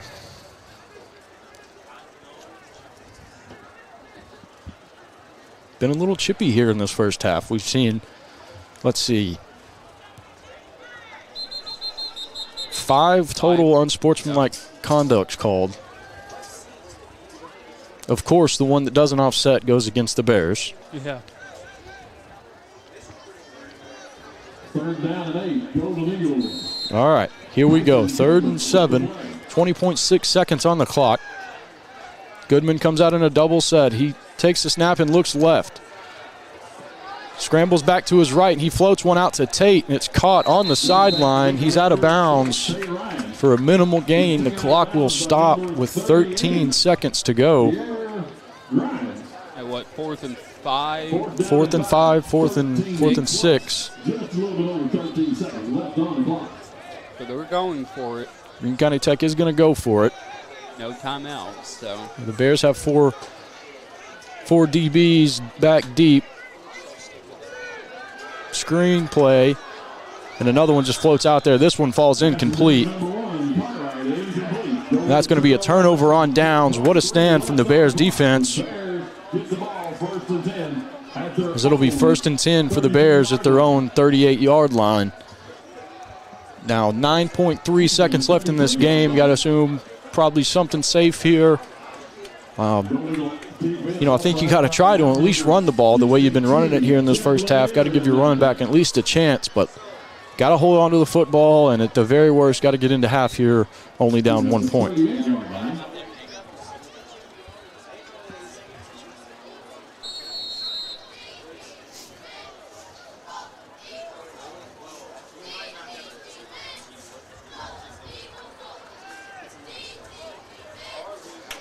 All right, so the Bears are going to come out with trips to the left side. Hampton in the shotgun. He's going to take the snap. He's looking to throw it. Going deep to the right side, it's Fields. That ball falls incomplete. They try to go back shoulder to Fields, and the ball is just a little short. It's going to be 2nd and 10 for the Bears. Love the aggressiveness from Coach Huell, coming out, letting your young quarterback put one up here at the end of the half. 3.5 seconds left. We'll see what they do here. Got to assume they try it one more time.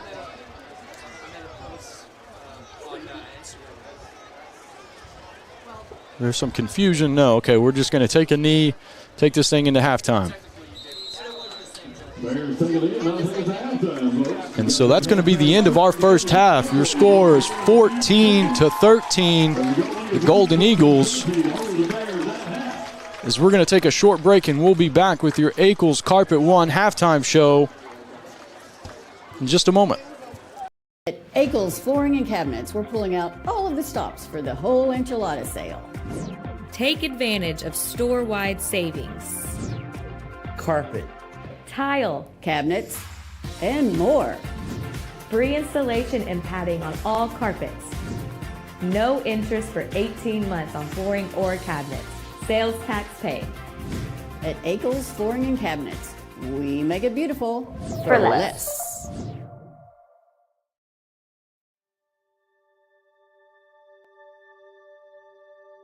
Project Zero is a 501c3 nonprofit with one goal, and that is to have 0 kids in foster care waiting to be adopted. And we're hoping to have 0 kids waiting. That's our whole goal, Project Zero.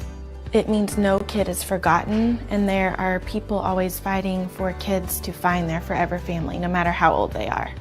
There's not awareness out there. I don't think people understand the need that we have here in our own state for these children who are wonderful children waiting for forever families.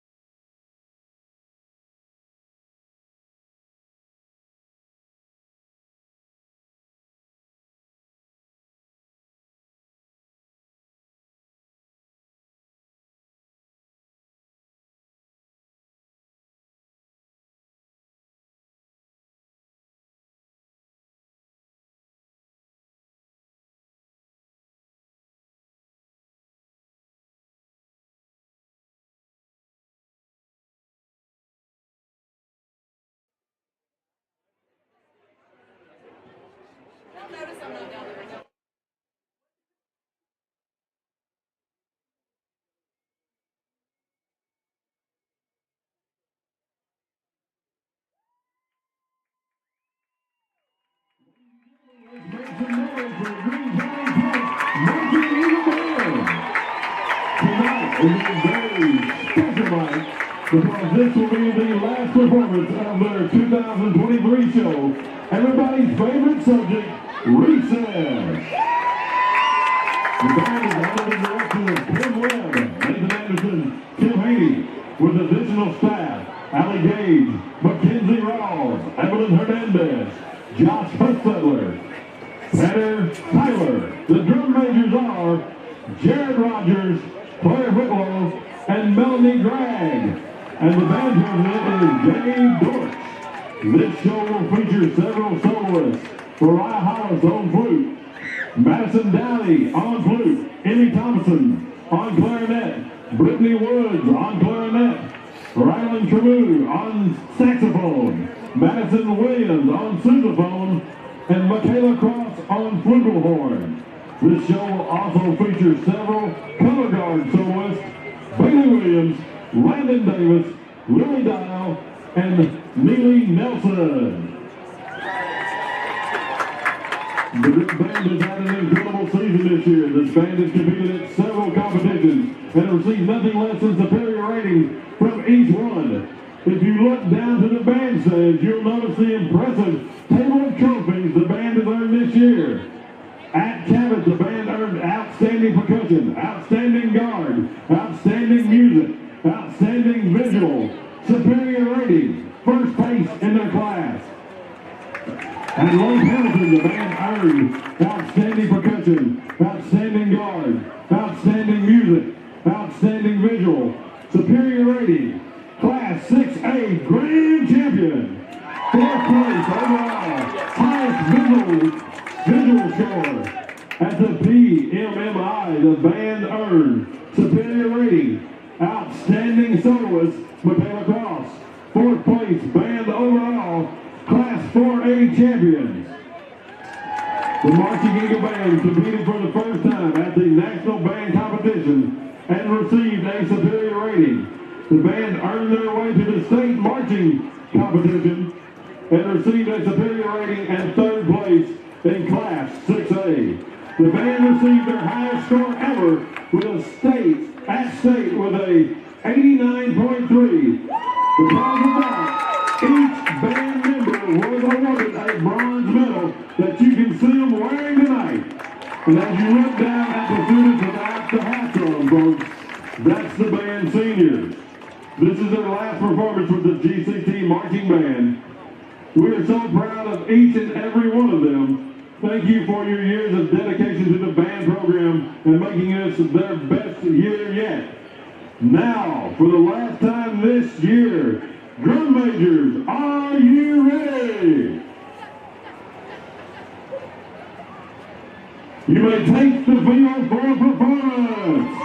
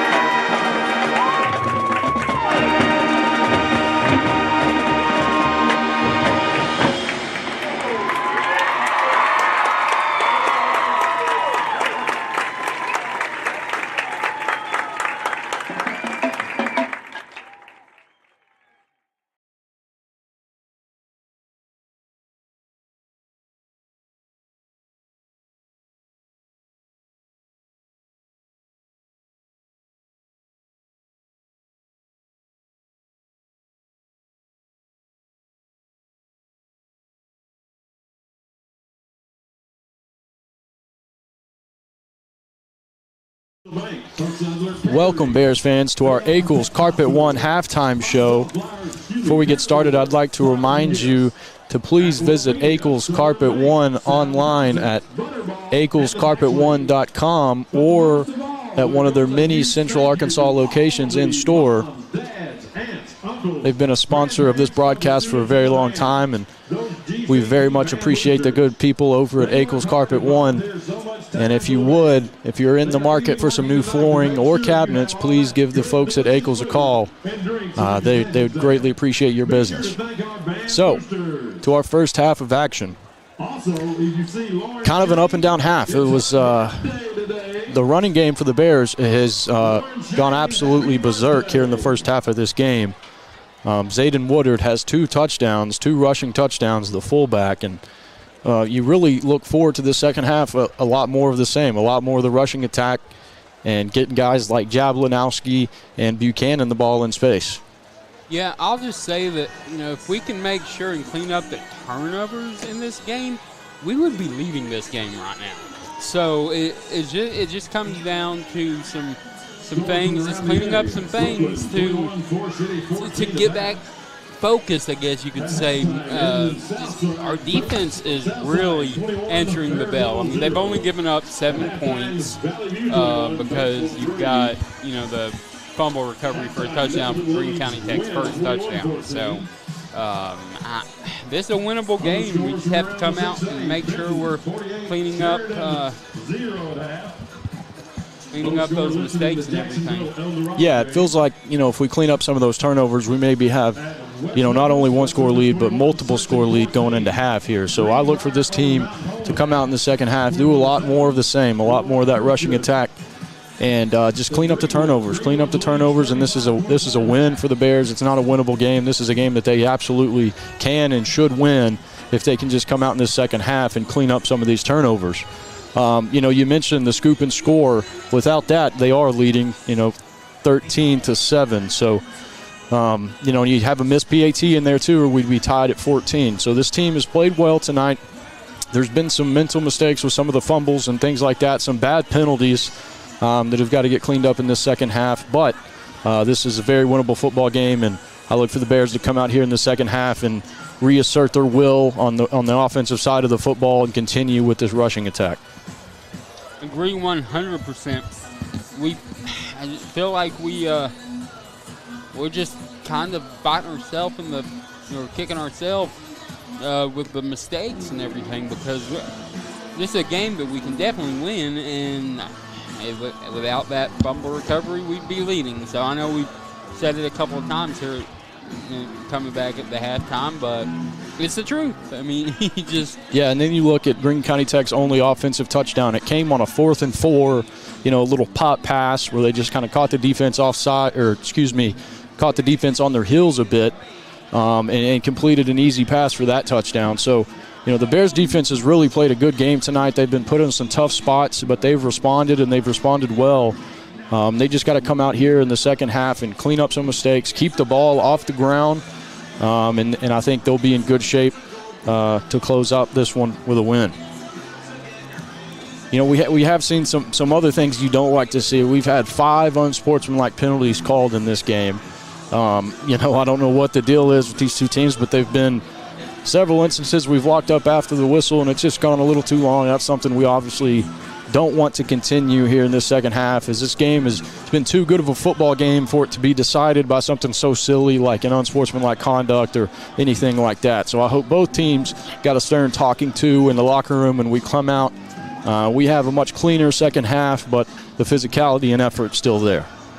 Yeah, and we're going to come out on defense here first in the second half, unless we surprise them with an onside kick. But I think after the last couple of weeks, probably not many surprises anymore when getting onside kicks from Sylvan Hills. So I would assume there's no one more educated about the onside rules than Coach J.J. Huell after the last few weeks here, as there's been a bunch of questionable calls. If I were him, I'd be reading the rule book every night in bed. But well, I would just be hollering at Kevin Kelly saying, "Hey, Coach, what's going on here? What are the rules here and everything?" Because if there's not a coach that's more well knowing about the rules of onside kicks and everything in high school sports, and what's a dead ball, what's going to go to the receiving team and everything, other than a coach like Kevin Kelly, who has made his name on onside kicks. That's right. And not punting. So yeah, I'd be hollering at him pretty quick.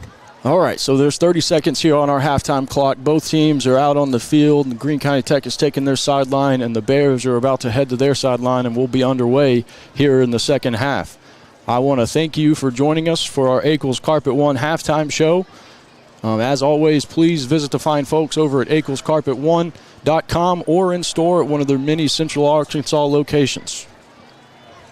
And again, we've said it before many times, we definitely thank Eccles for sponsoring the halftime, and then also over on the Maumelle broadcast, they sponsor all kickoffs during games as well. So, we greatly appreciate every sponsor that we get, just because we're trying to give these young athletes some exposure that they don't have to pay for, by having to have Huddle cut up the clips for them or anything like that. It's free highlights for these kids, so we want to make sure that we can continue to do this, and it's sponsors like Eccles that does that for us. So greatly appreciated. Yes, thank you to Eccles. So as our second half is ready to get underway here, see, Greene County Tech is going to be defending the south end zone. The Bears will defend the north. Man, you can't say enough about the atmosphere here tonight in Paragould. The Greene County Tech fans have come out in droves tonight on senior night. Pretty good crowd for Sylvan Hills, too. They made the long trek up Highway 67. Yeah, and I'm a band geek, so I'm going to have to give some kudos to Greene County Tech's band. They racked up a lot of trophies this year in marching competitions, and they showed why tonight. That was a great show. A little different with some na-na-na-na-boo-boo music, but it was fun. All right, so Bowman to kick it off for the Bears. It's going to drive the Greene County returners back to their 15, and he's going to take it to the left side. He's going to break a tackle and get all the way up to the 30-yard line. It's going to be 1st and 10 for the Golden Eagles. Yeah, as I was saying, Sylvan Hills, they've traveled pretty well considering how far this game is. And, man, they're being treated to a great game tonight, a 1-point ball game as we begin our second half. And their team's been playing their heart out tonight. We'll hope that continues here in the second half. Now, this defense, they've played well so far tonight. We'll see if they can continue that energy, continue that effort, and come out and get a 3-and-out, get this ball back on their offense, and let's get rolling. Yeah, like I said earlier, the Greene County offense has not been phenomenal tonight. It's just been a couple of lucky plays, what I'm going to call it. All right, so Goodman hands off to Tate up the middle where he drags a few Bears defenders. A flag does fly. It's going to be a minimal gain. We'll check the flag. I think that's probably going to be holding. Tate Ryan on the carry, brought down number 38. Personal foul. Face mask goes against the Bears. So that's going to be 1st and 10 and a free 15 yards for Greene County Tech. And they're going to set up shop at their own 46-yard line, 1st and 10. Just what we were saying at the halftime show. We've got to cut out the dumb penalties and the turnovers, and immediately we get hit with the face mask. Yep. All right. So you got to forget that one, move on if you're the Bears defense. Goodman sends a man in motion, hands it off up the middle to Tate. Tate has some room, and he's at the 30. He's at the 20. 15, 10. He's going to be caught from behind and goes down at about the 2-yard line. It's going to be 1st and goal for the Golden Eagles. There's number 20, Kylene Griffin for the Bears with the hustle play to hawk him down and force the Greene County Tech Eagles to snap it again. But, man, that one hurts there. They rip off a big run. As a sideline warning is going to be issued to Greene County Tech here. Oh, no, this is going to go against the Sylvan Hills Bears. Excuse me. Sideline warning against the Bears, so that's going to be half the distance. And now Greene County Tech is going to have it 1st and goal on the 2. I'm feeling like these sideline warnings may be some home cooking, because we've not had this many sideline warnings all season. We usually go for one. Hand off to Tate. Bobbles the hand off the left side. There's another flag on the play. Looks like it's against the Bears. No, illegal procedure against Greene County Tech. No touchdown. So that one's going to come off the board. And now, maybe more importantly, it's going to be first and goal from the 7 now. So this Bears defense has a little bit of breathing room, little room to operate here. Yeah, it changes the playing. We're probably going to hand it off to Tate. Maybe we'll, like I said earlier, I'll talk about it when they were on offense. So maybe we'll get a fumble recovery. Big number 78 for Greene County Tech lines up as the up back, and they're going to send him in motion. Ooh. I would hate to get knocked back from him. It's going to hand it off to Tate. Tate cuts to the left side, and he's going to be brought down by a host of Bears defenders right at the 5-yard line. A gain of 2. It's going to be second and goal. 78 Parker Brown picks up a couple. It'll be second down and goal from about the 4-yard line. Tackle that time by several of the Bears, including number 40 in that tackle. That's Zayden. All right, so second and goal from the 4. Bears defense just gave up the longest run they've given up all night. We'll see if they can stand up with their backs against the wall. Goodman takes the snap and pitches it left to Tate. Tate looking for room on the outside, and he's going to be in for a touchdown. That's going to extend the Greene County lead to 20 pending this PAT. That ref there over on the far side missed a pretty blatant hold on that pitch back there on the left of Greene County Tech. Number 22, Brock Brands. But still, got to play fundamental sound gap defense. All right, so the snap is good, hold is good, the kick is good, but there is a flag on the play. I feel like we may have been offsides on that. Yeah, probably going to be offsides on the Bears, which then brings in the question, what will Greene County Tech do? You decline that, or can they take that on the kickoff? I don't know that rule. Well, you could take it here and go for 2. But I think, well, let's see. Here's the call. So they're going to call false start on Greene County Tech. Okay. So they're going to back them up to the 8-yard line. They're going to attempt this PAT from a little bit further this time. About 25-yard PAT now. Yeah, I thought Joseph Rainey was offsides down here, but he just got a great jump. See if he can get it here again and get back there and block this thing.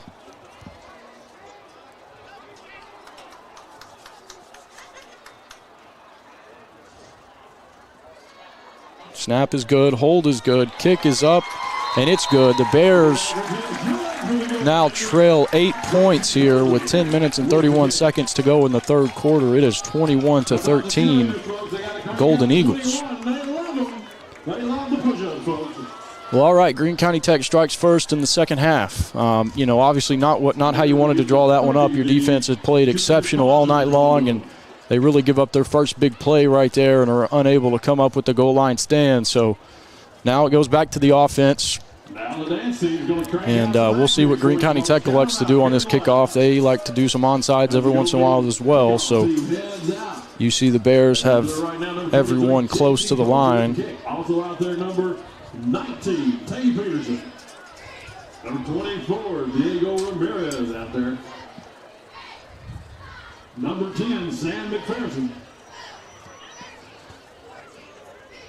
On the far side, number 7. All right, so the Bears thinking onside here based on how the ball is teed up. They're going to stay in their hands team formation.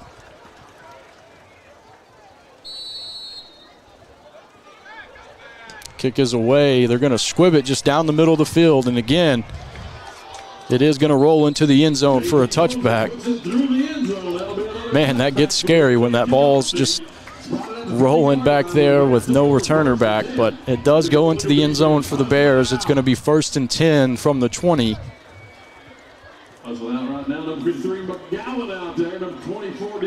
And I have to imagine we're about to get another double dose of this running game.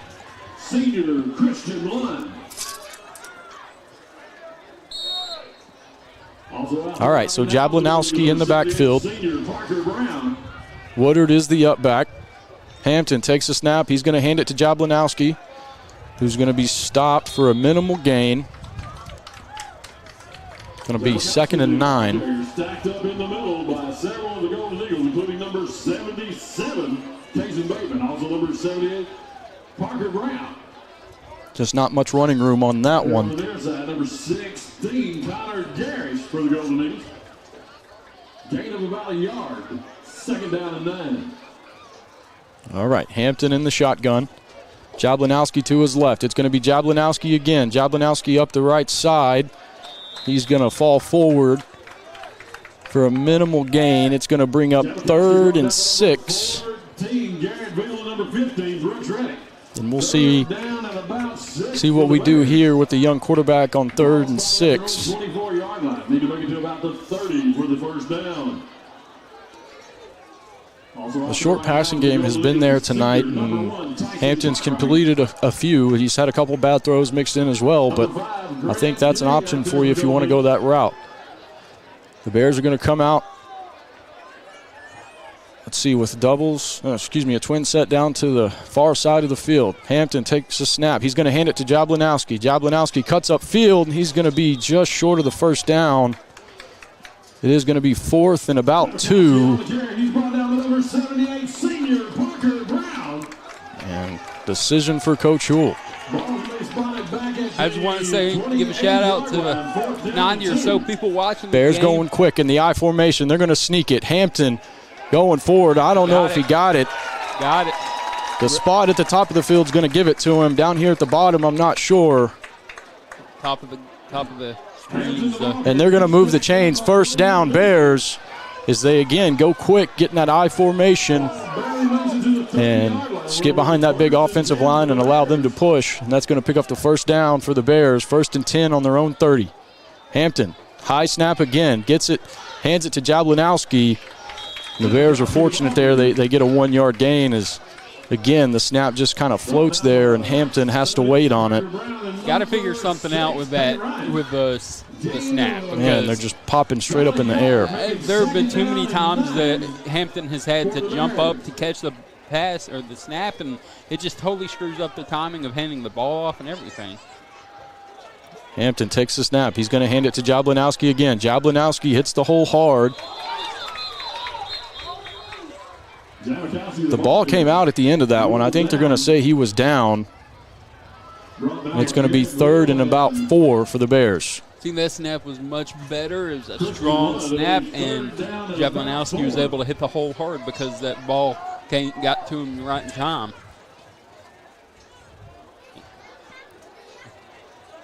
Snap is such an important part of the offense. Yeah, everything's got to be in time, and when the snap gets there late, that just throws it all off. So Hampton in the shotgun, Jablanowski to his left. He's going to look right, throws, and it's going to be almost intercepted by the Golden Eagles. Number 24, Diego Ramirez for the Golden Eagles with the deflection. Fortunate that one wasn't going the other way. And the Bears are going to send on the punt team. You know, I like that pass play. It's just, I think that might have been a down late. Yeah, I think Hampton just needs to get that ball out just a little sooner. He had Rivera there just a touch late. Tyler Scott on to punt for the Bears. Oh, and it's going to be a fake. And the Bears have got the first down. It's a direct snap to number 2, Braylon McPhee. What a play call from Coach Huell as silence falls over the home crowd here, and the Bears pick up a big first down. And the Bears offense right on the ball here in the I formation. Woodard at the fullback. Hampton takes a snap, hands it to Woodard. Woodard cuts back to his left. Bumbling, stumbling. He's going to fall for 8 yards. Man, what a play call right there from Coach Huell. Yeah, I'm going back to it here on the replay, man. No one on the punt team. And a great acting job by the punter. He just kind of... Tyler Scott sold it well. I was looking for that ball in the back of the end zone. Hampton, under center, pitches it to Buchanan. Buchanan with room on the right side. There is a flag on the play as Buchanan scurries out of bounds for an 8-yard gain. We'll check the flag. It's going to be holding against the Bears. So that's going to push them back. It's It's going to be second and about 12.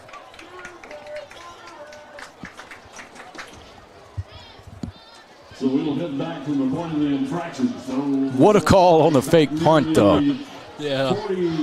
But so you know that the defense is playing hard. They're just trying to find ways to get the offense to score enough to win this game. And great job by Coach Huell and his staff in converting to. All right, back in the I formation. Buchanan's going to dot it this time. Hampton hands it to Woodard. Woodard up the middle.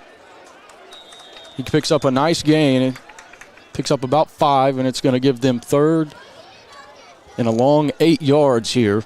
I got to imagine the way this game's been going, you're in 2-down territory here. You're on, let's see, your own 48-yard line.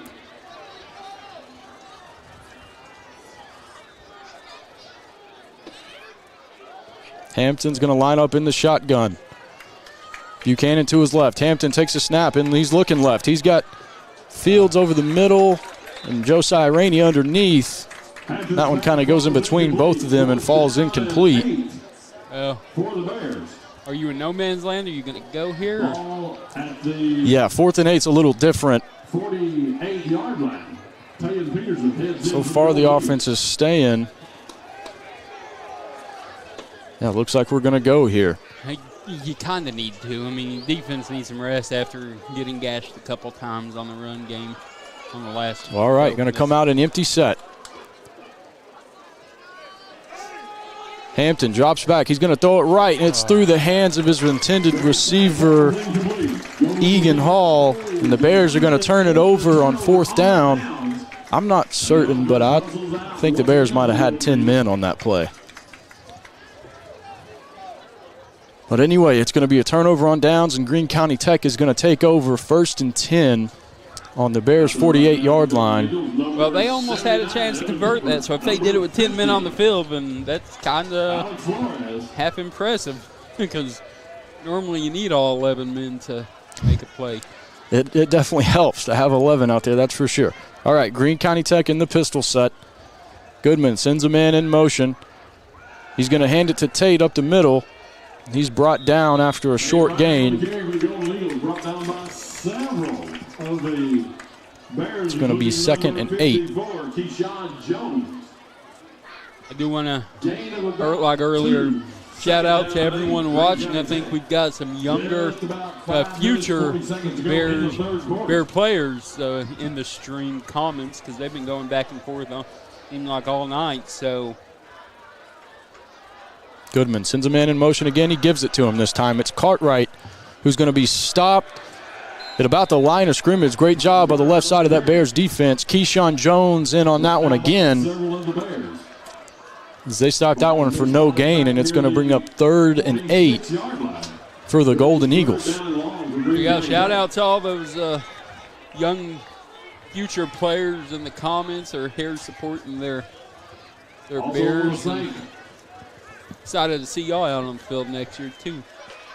Family Dentistry here in Paragould for sponsoring tonight's game. All right, so a big 3rd down here, and Greene County Tech may be in 2-down territory as well, so we'll see. But 3rd and 8, Goodman takes the snap. He's looking to his right. Going to throw it up, one-on-one coverage, and that falls incomplete. Great coverage right there by Joseph Thompson. Quarterback just kind of throws up a prayer there. That one falls incomplete. And it looks like Greene County Tech is going to send on the punting unit. Back deep to receive for the Bears is going to be Isaiah Rivera.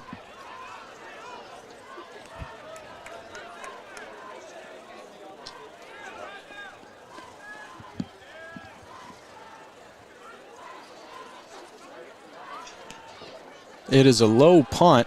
It's going to hit it about the 15 and take a bounce. And Greene County Tech's going to down it at the 3-yard line. Man, not a very good-looking punt, but it sure was effective. Greene County Tech is getting every bounce that you can get tonight, and every lame duck catch, everything. Defense continuing to do their job, though, man. They are pinning their ears back, and they're getting after it. Defenses, they've played a great ball game here tonight. Senior number 8, Christian Lund. Now this offense just needs to put together a drive here Senior number 1, Tyson Cartwright. and reward that defense. Going to be tough, though. 97 yards to go. Hampton in the I formation. He's going to just sneak it, just try and get a little room. And looks like he is going to pick up about 3 or 4 yards as the pile still moves. They finally blow it dead, and they make it all the way to the 9-yard line, 8-yard line. So a good pickup there on the quarterback sneak. Going to bring up 2nd and 6, and now you have some room to work. 8-yard line. It'll be 2nd down and 6. 4 minutes and 10 seconds to go in our third quarter. The clock is running. Hampton looks to the sideline, gets the call, directs some traffic. Going to send Rivera to the bottom of your screen here. The I formation, Woodard at fullback. That's Jablanowski, dot in the I. They're going to hand it to Woodard. Woodard cuts it upfield. Drags a few defenders. That ball's on the ground. They're going to say he's down. The official on the near side of the field is calling him down immediately. It's going to be 3rd and 2 for the Bears. 3rd and 1.5. And that is the right call. I mean, he was obviously down before that ball came out. Yeah, he's down. The official right there on it. Good call. Let's play on. I formation again. Hampton under center. Looks back to the sideline for the call.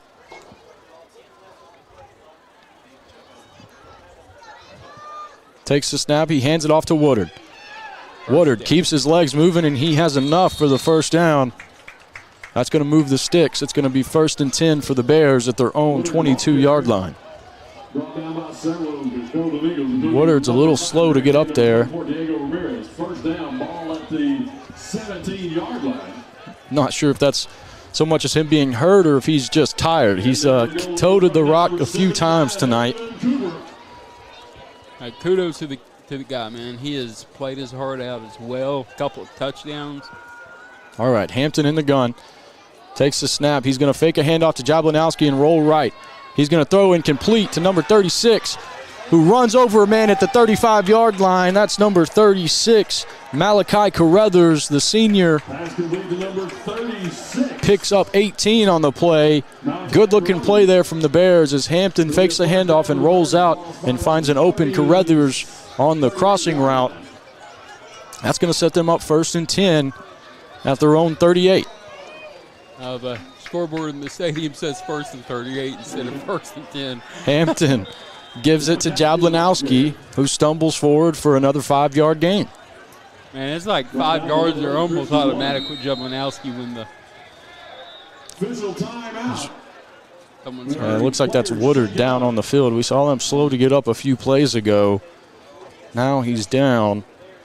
We have a player taken up for the Bears, so we'll ask all participants who take a knee. Not good. Hate seeing these injuries. We'll remind everyone that the Gold League basketball kickoff is this next week. Tuesday night at the arena, it'll be senior boys taking on Flippin' Bobcats. Thursday night, it'll be the Lady Eagles taking on the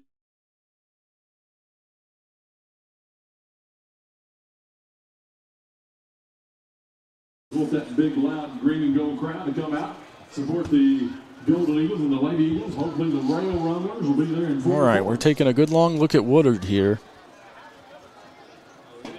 Yeah, it looks like they're going to stand him up. He's going to be, or no, he's going to sit him up here. I think we have a score for you on this Greenwood Little Rock Christian game.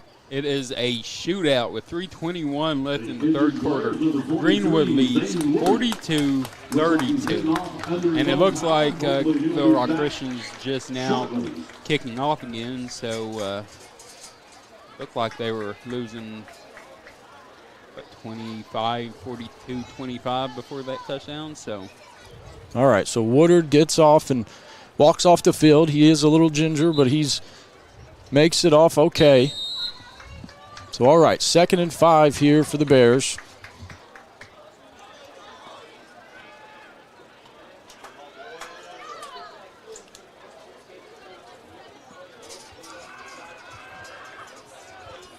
Takes the snap. He's going to hand it to Jablanowski. Jablanowski cuts back.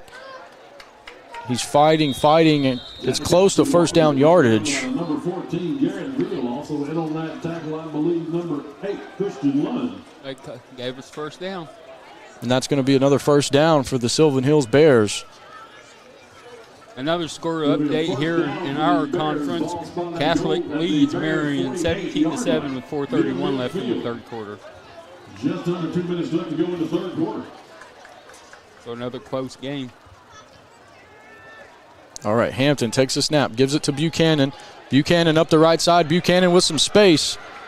He's going to be slung down. I believe he has another first down. He does. Buchanan with an 11-yard run. That moves the chains again for the Bears. I want to see more Buchanan running the ball because he seems to have a different speed. Yeah, when he gets that corner, man, he hits another gear and just explodes. Buchanan in the backfield again. Hampton takes the snap. He's going to give it to him. Buchanan right up the middle. He has another good hole. Buchanan picks up 7 on first down. And again, this running game for the Bears just continues and continues to put up yards. Buchanan, the ball carrier. Second down and about 4.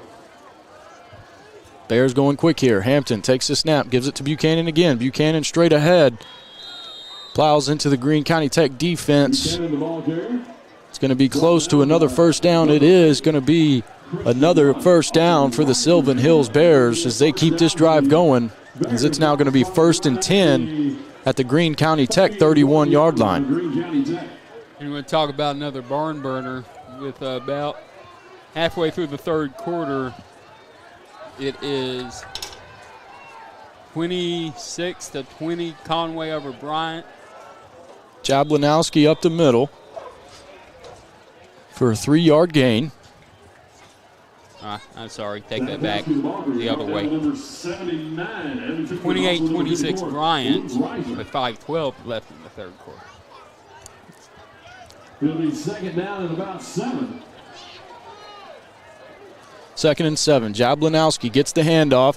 He's hit at the line of scrimmage, and he's going to be slung down for no gain there. It's going to bring up 3rd and 7 for the Bears. It'll be 3rd down and about 6, maybe 7.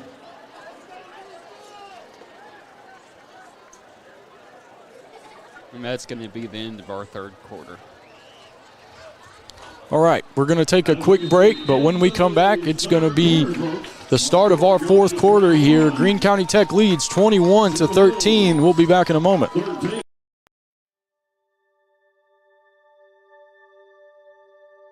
Project Zero is a 501c3 nonprofit with one goal, and that is to have 0 kids in foster care waiting to be adopted. And we're hoping to have 0 kids waiting. That's our whole goal, Project Zero. It means no kid is forgotten, and there are people always fighting for kids to find their forever family, no matter how old they are. There's not awareness out there. I don't think people understand the need that we have here in our own state for these children who are wonderful children waiting for forever families.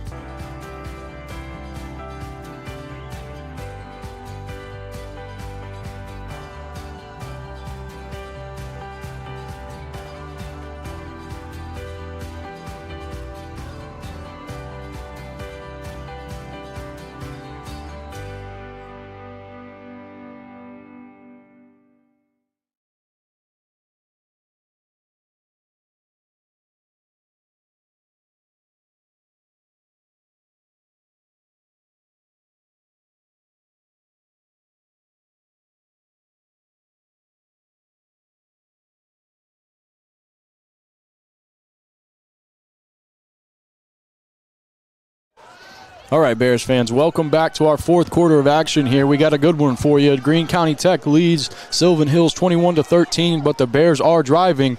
Hampton takes the snap. He's going to take it himself. He's going to fall forward. It's going to be shy of the first down, but he picks up about 6 yards. It's going to be 4th and about 2. The Bears are going to go for it. They're quick to the ball here. Hampton in the empty set. 2 tight ends. Hampton, low snap. He has to turn around. He finds the ball, and he's going to go down. Just an untimely bad snap there. It rolls back to Hampton, and he couldn't find it. You know, that's going back to what we said. The snaps are so important in football and all levels of football. And so when something like that happens, it's hardly ever a good thing. Yeah, man, that one hurts. That felt like a big play there, but you know, this Bears defense has been playing well for you all night. You just need to come up with another stop for you here. It's going to be 1st and 10 for the Eagles on their own 30-yard line. Goodman takes a snap. He's going to hand it off to Tate.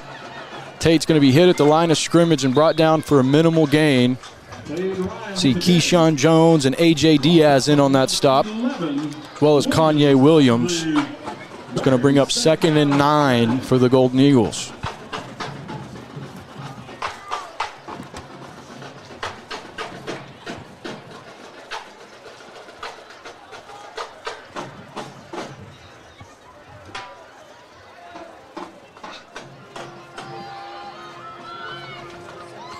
All right, Golden Eagles comes out with a trip set to the near side.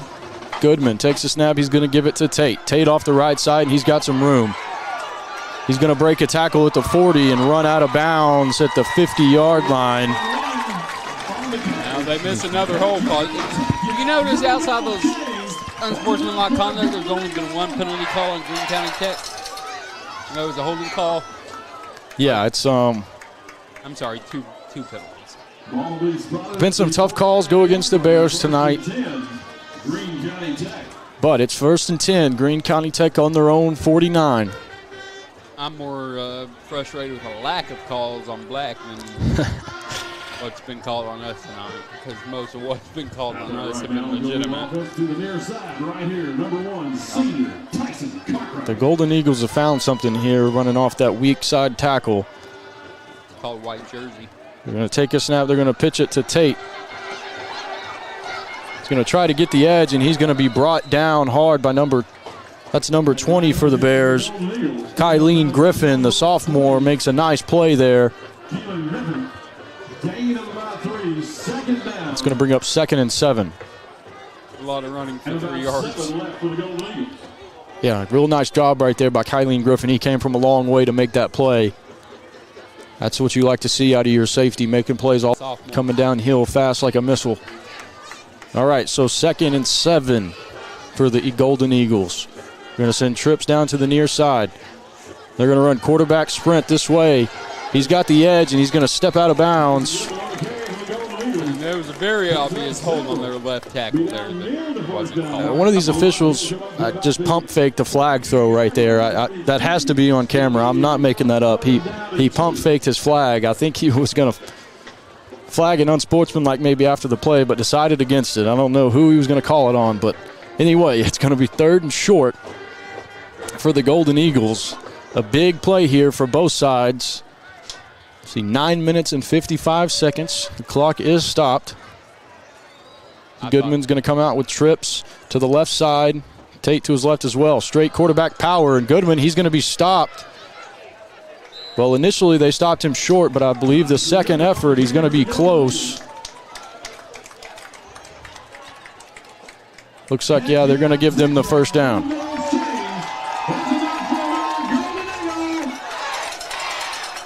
Got to find a way to stop them here. They're just going to keep running the ball, running clock out. We got to find a way to stop. We would love a turnover right here. Turnover would be good. Just got to keep points off the board. We're -3 in the turnovers tonight. Or -2, I guess. All right, same formation. Trips to the short side here. Tate to the left of Goodman. Goodman takes a snap. He's going to hand it off to Tate to the right side. Tate has some room. One-on-one with the cornerback. He's going to make him miss. He's going to plow forward for a 10-yard gain. It's going to be another first down for the Golden Eagles.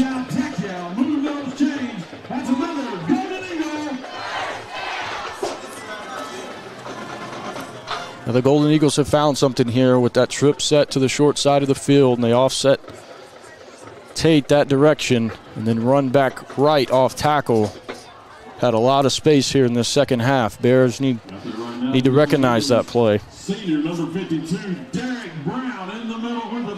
All right, double set here for the Golden Eagles. Goodman in the shotgun, sends a man in motion. He's going to hand it to him. The ball's on the ground, and the Golden Eagles are going to fall on it. I mean, that ball just bounced right back underneath him, and he's lucky to get that one back. The Bears defender didn't know it was on the ground. He tackled him almost right back on top of it as the Golden Eagles catch a break there. They do lose 5 yards on the play, so it's going to be 2nd and 15 with 8 minutes and 5 seconds to go. Clock is rolling. Like I said, they've gotten every lucky bounce possible this evening. So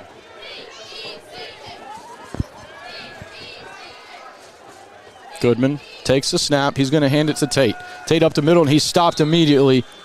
What a play right there by number 40, Gabe Martin, for the Sylvan Hills defense. He comes up and makes the stop for no gain, and it's going to be 3rd and 15 for the Golden Eagles.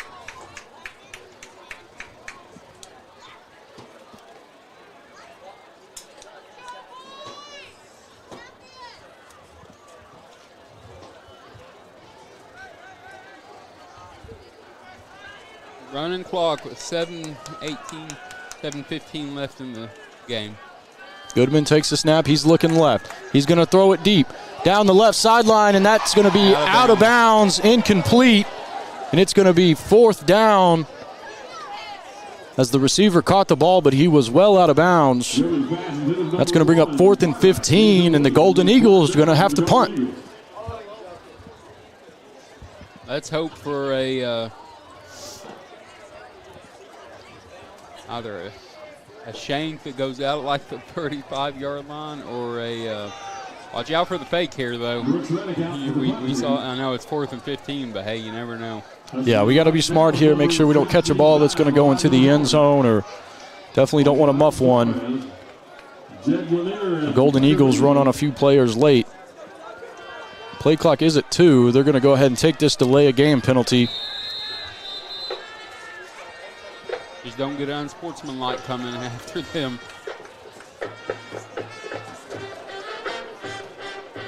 That helps the punter a little bit, gives them a little more space to drive down the ball.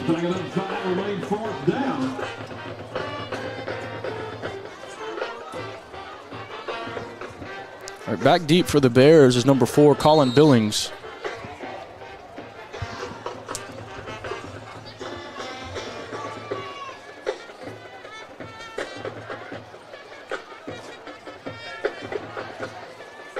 Punt is away. It's a high punt, going to land at about the 15, and it hits a Bear. Oh. And there's a scramble for the loose football. Greene County Tech thinks they have it.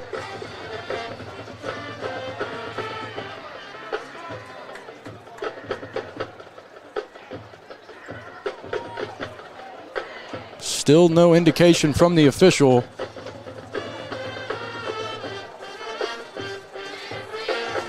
Still no indication. It's going to be 1st down, Sylvan Hills.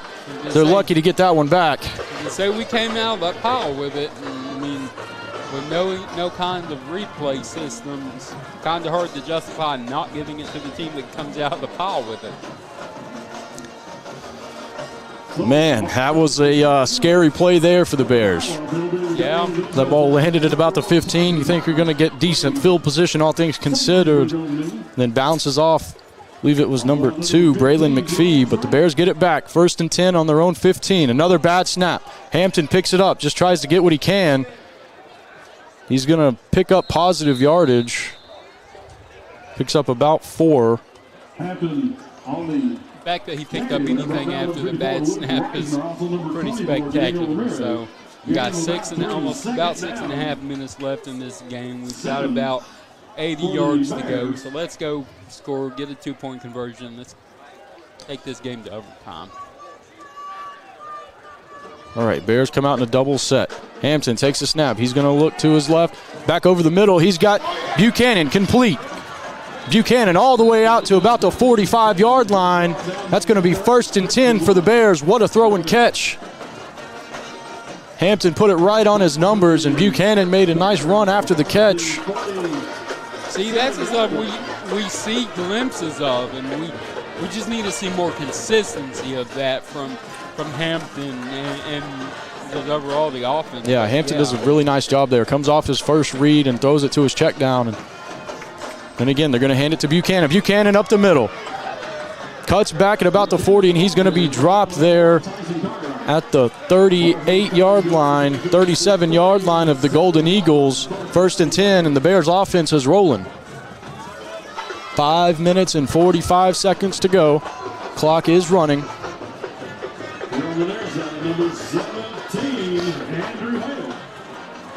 Hampton takes the snap. He's going to give it to Buchanan. Buchanan this time is going to be stopped for no gain.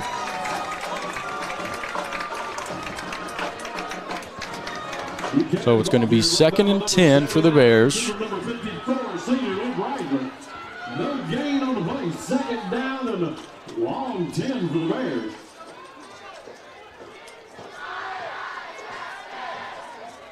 You know, with all the snap problems we've had and how well they've been running it out of the I formation, I wouldn't hate to see them go back to that here, a little under center.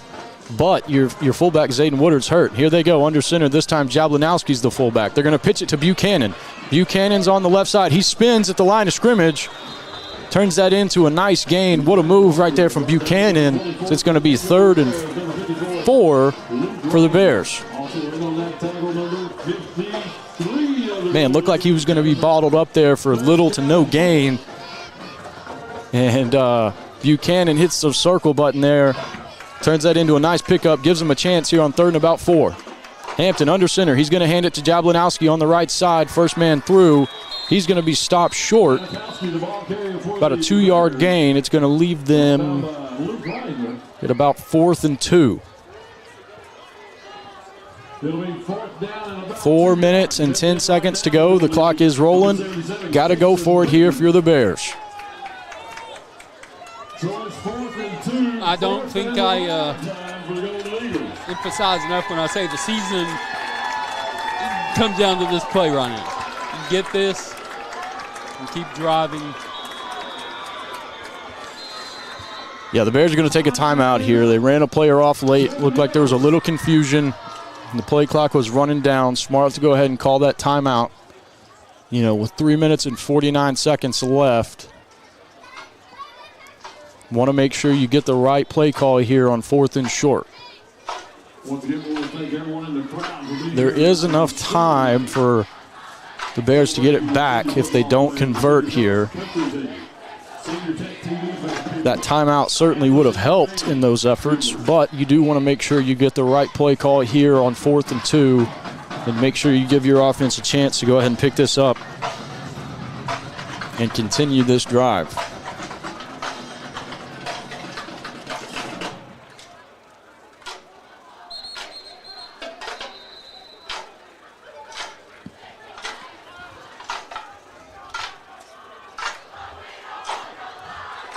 All right, so the Bears break the huddle. 4th and 2 from the Greene County Tech 31-yard line. 3 minutes and 49 seconds left in the ball game. The Bears are going to come out in the I formation. Jablanowski at fullback. Buchanan dots the I. Hampton takes a snap. Quarterback sneak. And he's got the first down. First down Bears, and the drive's going to continue with 3 minutes and 43 seconds to go. The clock is going to stop momentarily for the chains to set.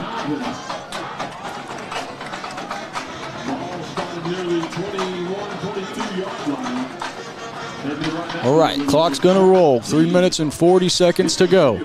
1st and 10 from the 26-yard line.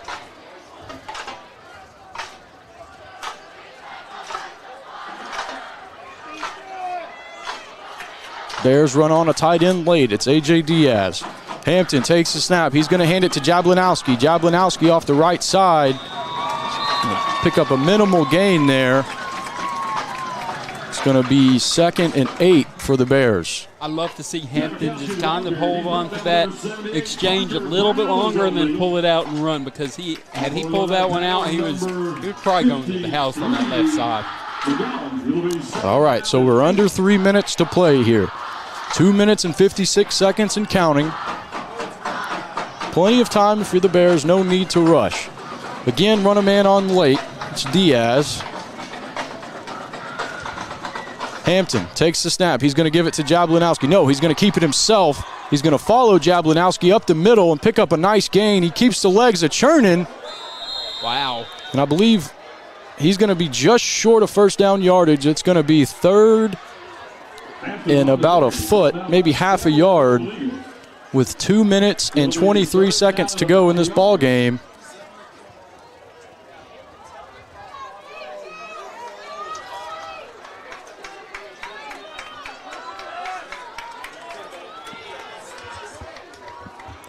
All right, third and half a yard. Bears look like they're short a man. Here comes Buchanan back on the field. He's going to play tailback. Jablinowski at fullback. Hampton takes a snap. It's quarterback sneak, and he's got it. He's got the first down. All the way down to about the 11-yard line. So where it's going to be 1st and 10 for the Bears. The clock will stop momentarily with the minute and 47 seconds to go. It's going to start once the change is set, and it's rolling down to 140. Hampton in the I formation. Takes a snap. Quarterback sneak again. And he's going to find 5-6 yards. It's going to bring up 2nd and 5. Bears can get a first down at about their 1-yard line. Greene County Tech tries to get a substitution in. Hampton takes a snap. Another quarterback sneak. He falls forward for about 2 yards. So the clock nears 60 seconds here. The Bears face a 3rd down and 3. And we are under 60 minutes to play. Hampton takes the snap. He's going to hand it off to Jablinowski. Jablinowski pushing. He's going to go down. I believe his forward progress, they're going to mark him at about the 3-yard line. The clock is running. Bears are going to take a timeout here on 4th and 3.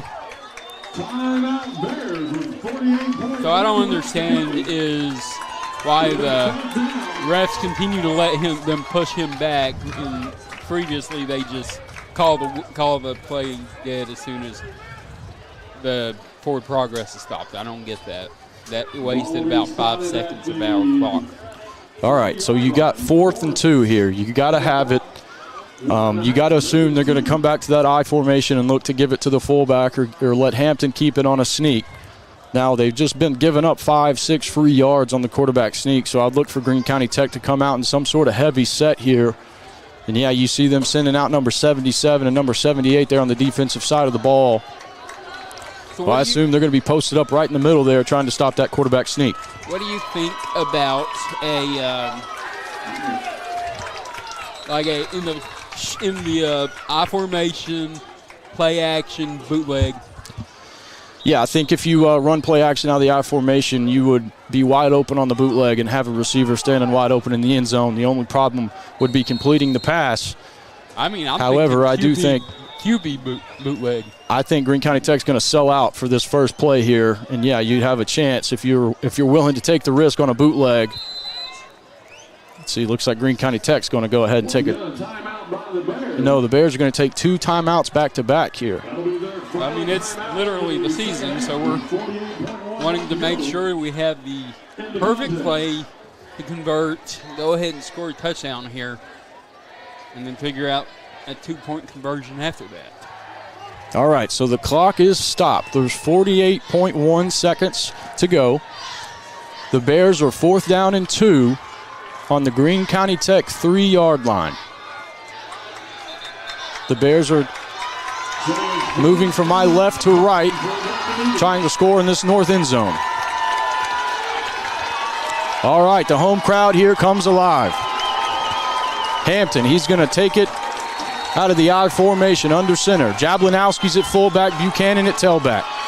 Hampton, he's going to take it and hand it off to Jablinowski. Jablinowski, he's at the goal line. He's close. He's close. That's going to be a real close spot. It's going to depend on the spot. The Bears think they have it. I think they do as well. No signal yet, as it is going to be a first down. First down for the Bears. 1st and goal inside the 1-yard line. 39 seconds to go. Clock should be running. There it goes. Hampton takes the snap. Quarterback sneak. He's stopped. The flag flies. This is going to go against Greene County Tech, I believe. You sure it's not pushing on us? Maybe it's pushing on us, but they were grabbing Tyler Hampton by his helmet. Oh, yeah. So if you ask me which one of those should be a penalty, yeah, I think the answer's clear, but I don't know the rules, so we'll see what they call here. I didn't see them grabbing him by the helmet. Personal foul, face mask on the Golden Eagles. So you don't gain any yardage, but you get a free first down. All right, first and goal. Couldn't move it any closer to the goal line. Hampton takes the snap, and he's in. That's a touchdown for the Bears. And that's going to bring our score to 21-19. The Bears will need to convert this 2-point conversion here to tie the football game. I remember you said here. Man, what a drive. Coming into the second half, you said, you know what that means? They're going to have a 2-point conversion.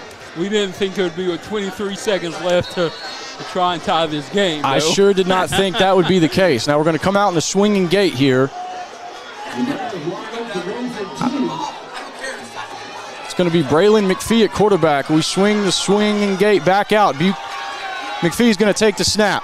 He's going to roll, and it's going to fall incomplete. I just don't know how you call that with the game on the line. I don't know how that's your play call with the game on the line. I don't either. I'm at a loss for words here. I mean, you've been ripping off chunks of yards all night on the ground. Tyler Hampton's played well. He's not even on the field for that play. I don't understand that at all. That's all he can even muster up right now, thought-wise. No, I don't know. That's tough, and that's tough for the kids out there and stuff too.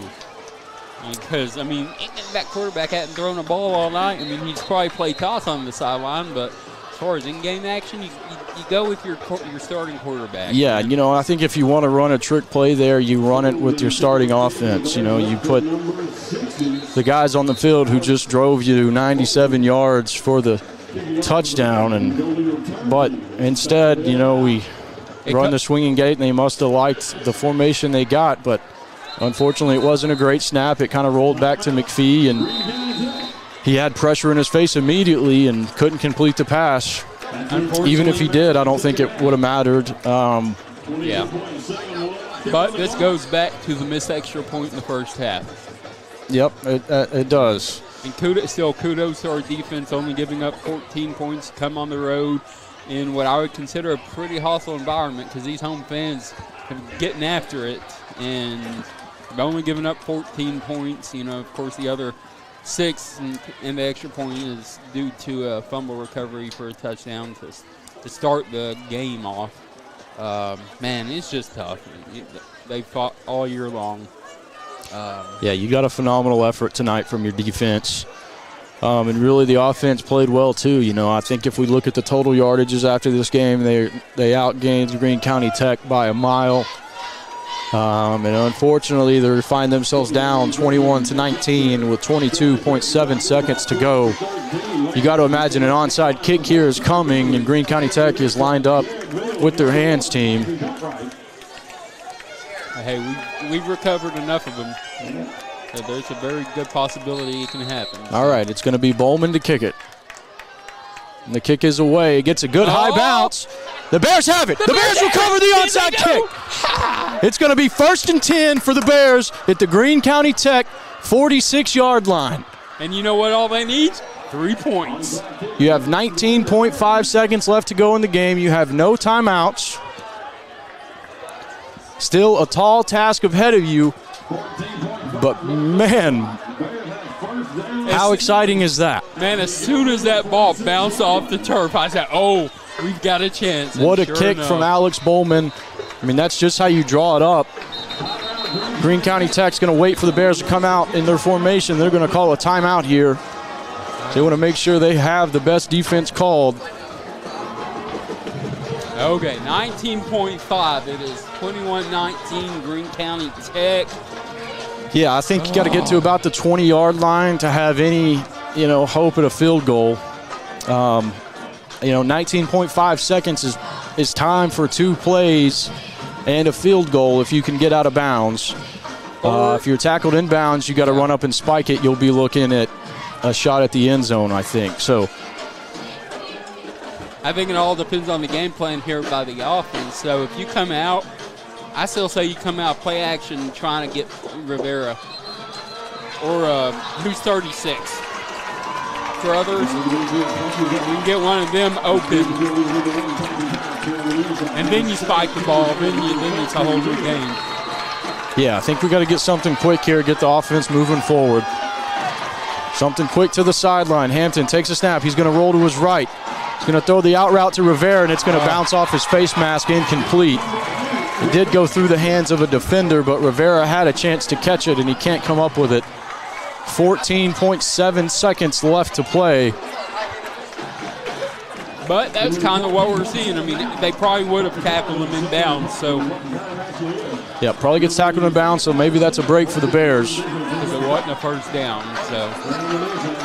All right, they're going to send trips to the bottom side here. Hampton takes a snap. He's going to roll that way. Looking deep. Asking his receivers to help him out. Hampton's going to tuck it and run. He's going to be tackled inbounds. That's a first down. The Bears got to hurry. That should be a first down. The clock's going to stop with 5 seconds to go. 4.7. Bears have got to get on the ball. There's a defender down. That's going to help us. I hate that it's an injury. Yeah, there is a Greene County Tech player down. Looks like he's got a cramp. Man, what a bad time to have a cramp. So the 36-yard line, 46. It's about a 50-yard field goal from here. Do they try a 50-yard field goal, or do they try and go for a Hail Mary? Man, I think you gotta put your offense on the field and try to make a play.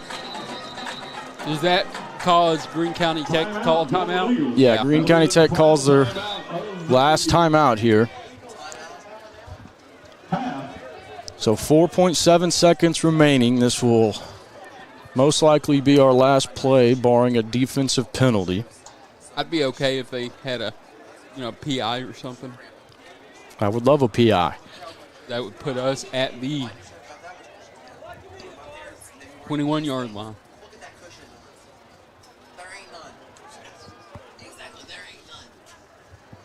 Someone's saying there ain't something down there.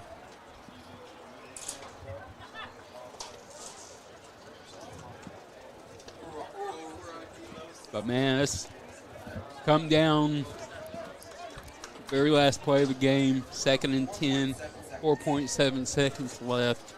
The Bears are drawing up their best offensive play call right here. Yeah, I mean, what a football game. You couldn't ask for a better game. Just 2 squads out here really playing for nothing other than pride. They're going to help this Greene County Tech player off the field. They're going to carry him. Let's hope he's okay. Yeah. Whatever it is, appears to be a lower leg injury. So they still just continue to stretch him out. All right. So 4.7 seconds to go. It is 1st and 10 for the Bears. 36-yard line. So play clock is running as the Bears get on the ball. 15 seconds on the play clock. All right, the Bears are going to come out in what looks like a Hail Mary formation. They're going to come out with quads to the top of the screen. Hampton with Jablanowski to his right, takes the snap. He's going to look to his left, launches it. There it is. Doesn't make it to the end zone. It's going to fall incomplete, and Greene County Tech is going to win the football game 21-19. That's tough, but, the Bears had plenty of chances to win this game, and just play here, play there that caused them to not be able to come through in the end. And man, what a first season for Coach Joel here. You see the progress every week, even though it hadn't shown in the wins-loss column. You see the progress every week. Defense has been phenomenal most all year. The offense has seen growing pains, but in the first year, going from the flex bone to the spread offense with a true sophomore quarterback who's in his first year playing organized football, they're gonna keep getting better. Yeah, you love the leadership from Hampton right here. He was the first one in the handshake line. Just a tough one to swallow if you're the Bears. It's going to be a long trip home back to Sherwood tonight as the Bears fall 21-19 here to the Greene County Tech Golden Eagles. Really was a great game offensively for the Bears. I mean, had to have outgained Greene County Tech by a ton. Offense, rushing game was rolling, but unfortunately they just couldn't pull this one out. And that's going to do it for us here on the Sylvan Hills Sports Network, brought to you by Natural State Sports. Again, we want to thank you to Akel's Carpet One for always sponsoring these broadcasts. Up next on the Sylvan Hills Sports Network, look forward to basketball season. We'll have every game right here for you on the Sylvan Hills Sports Network. I got that pride in me.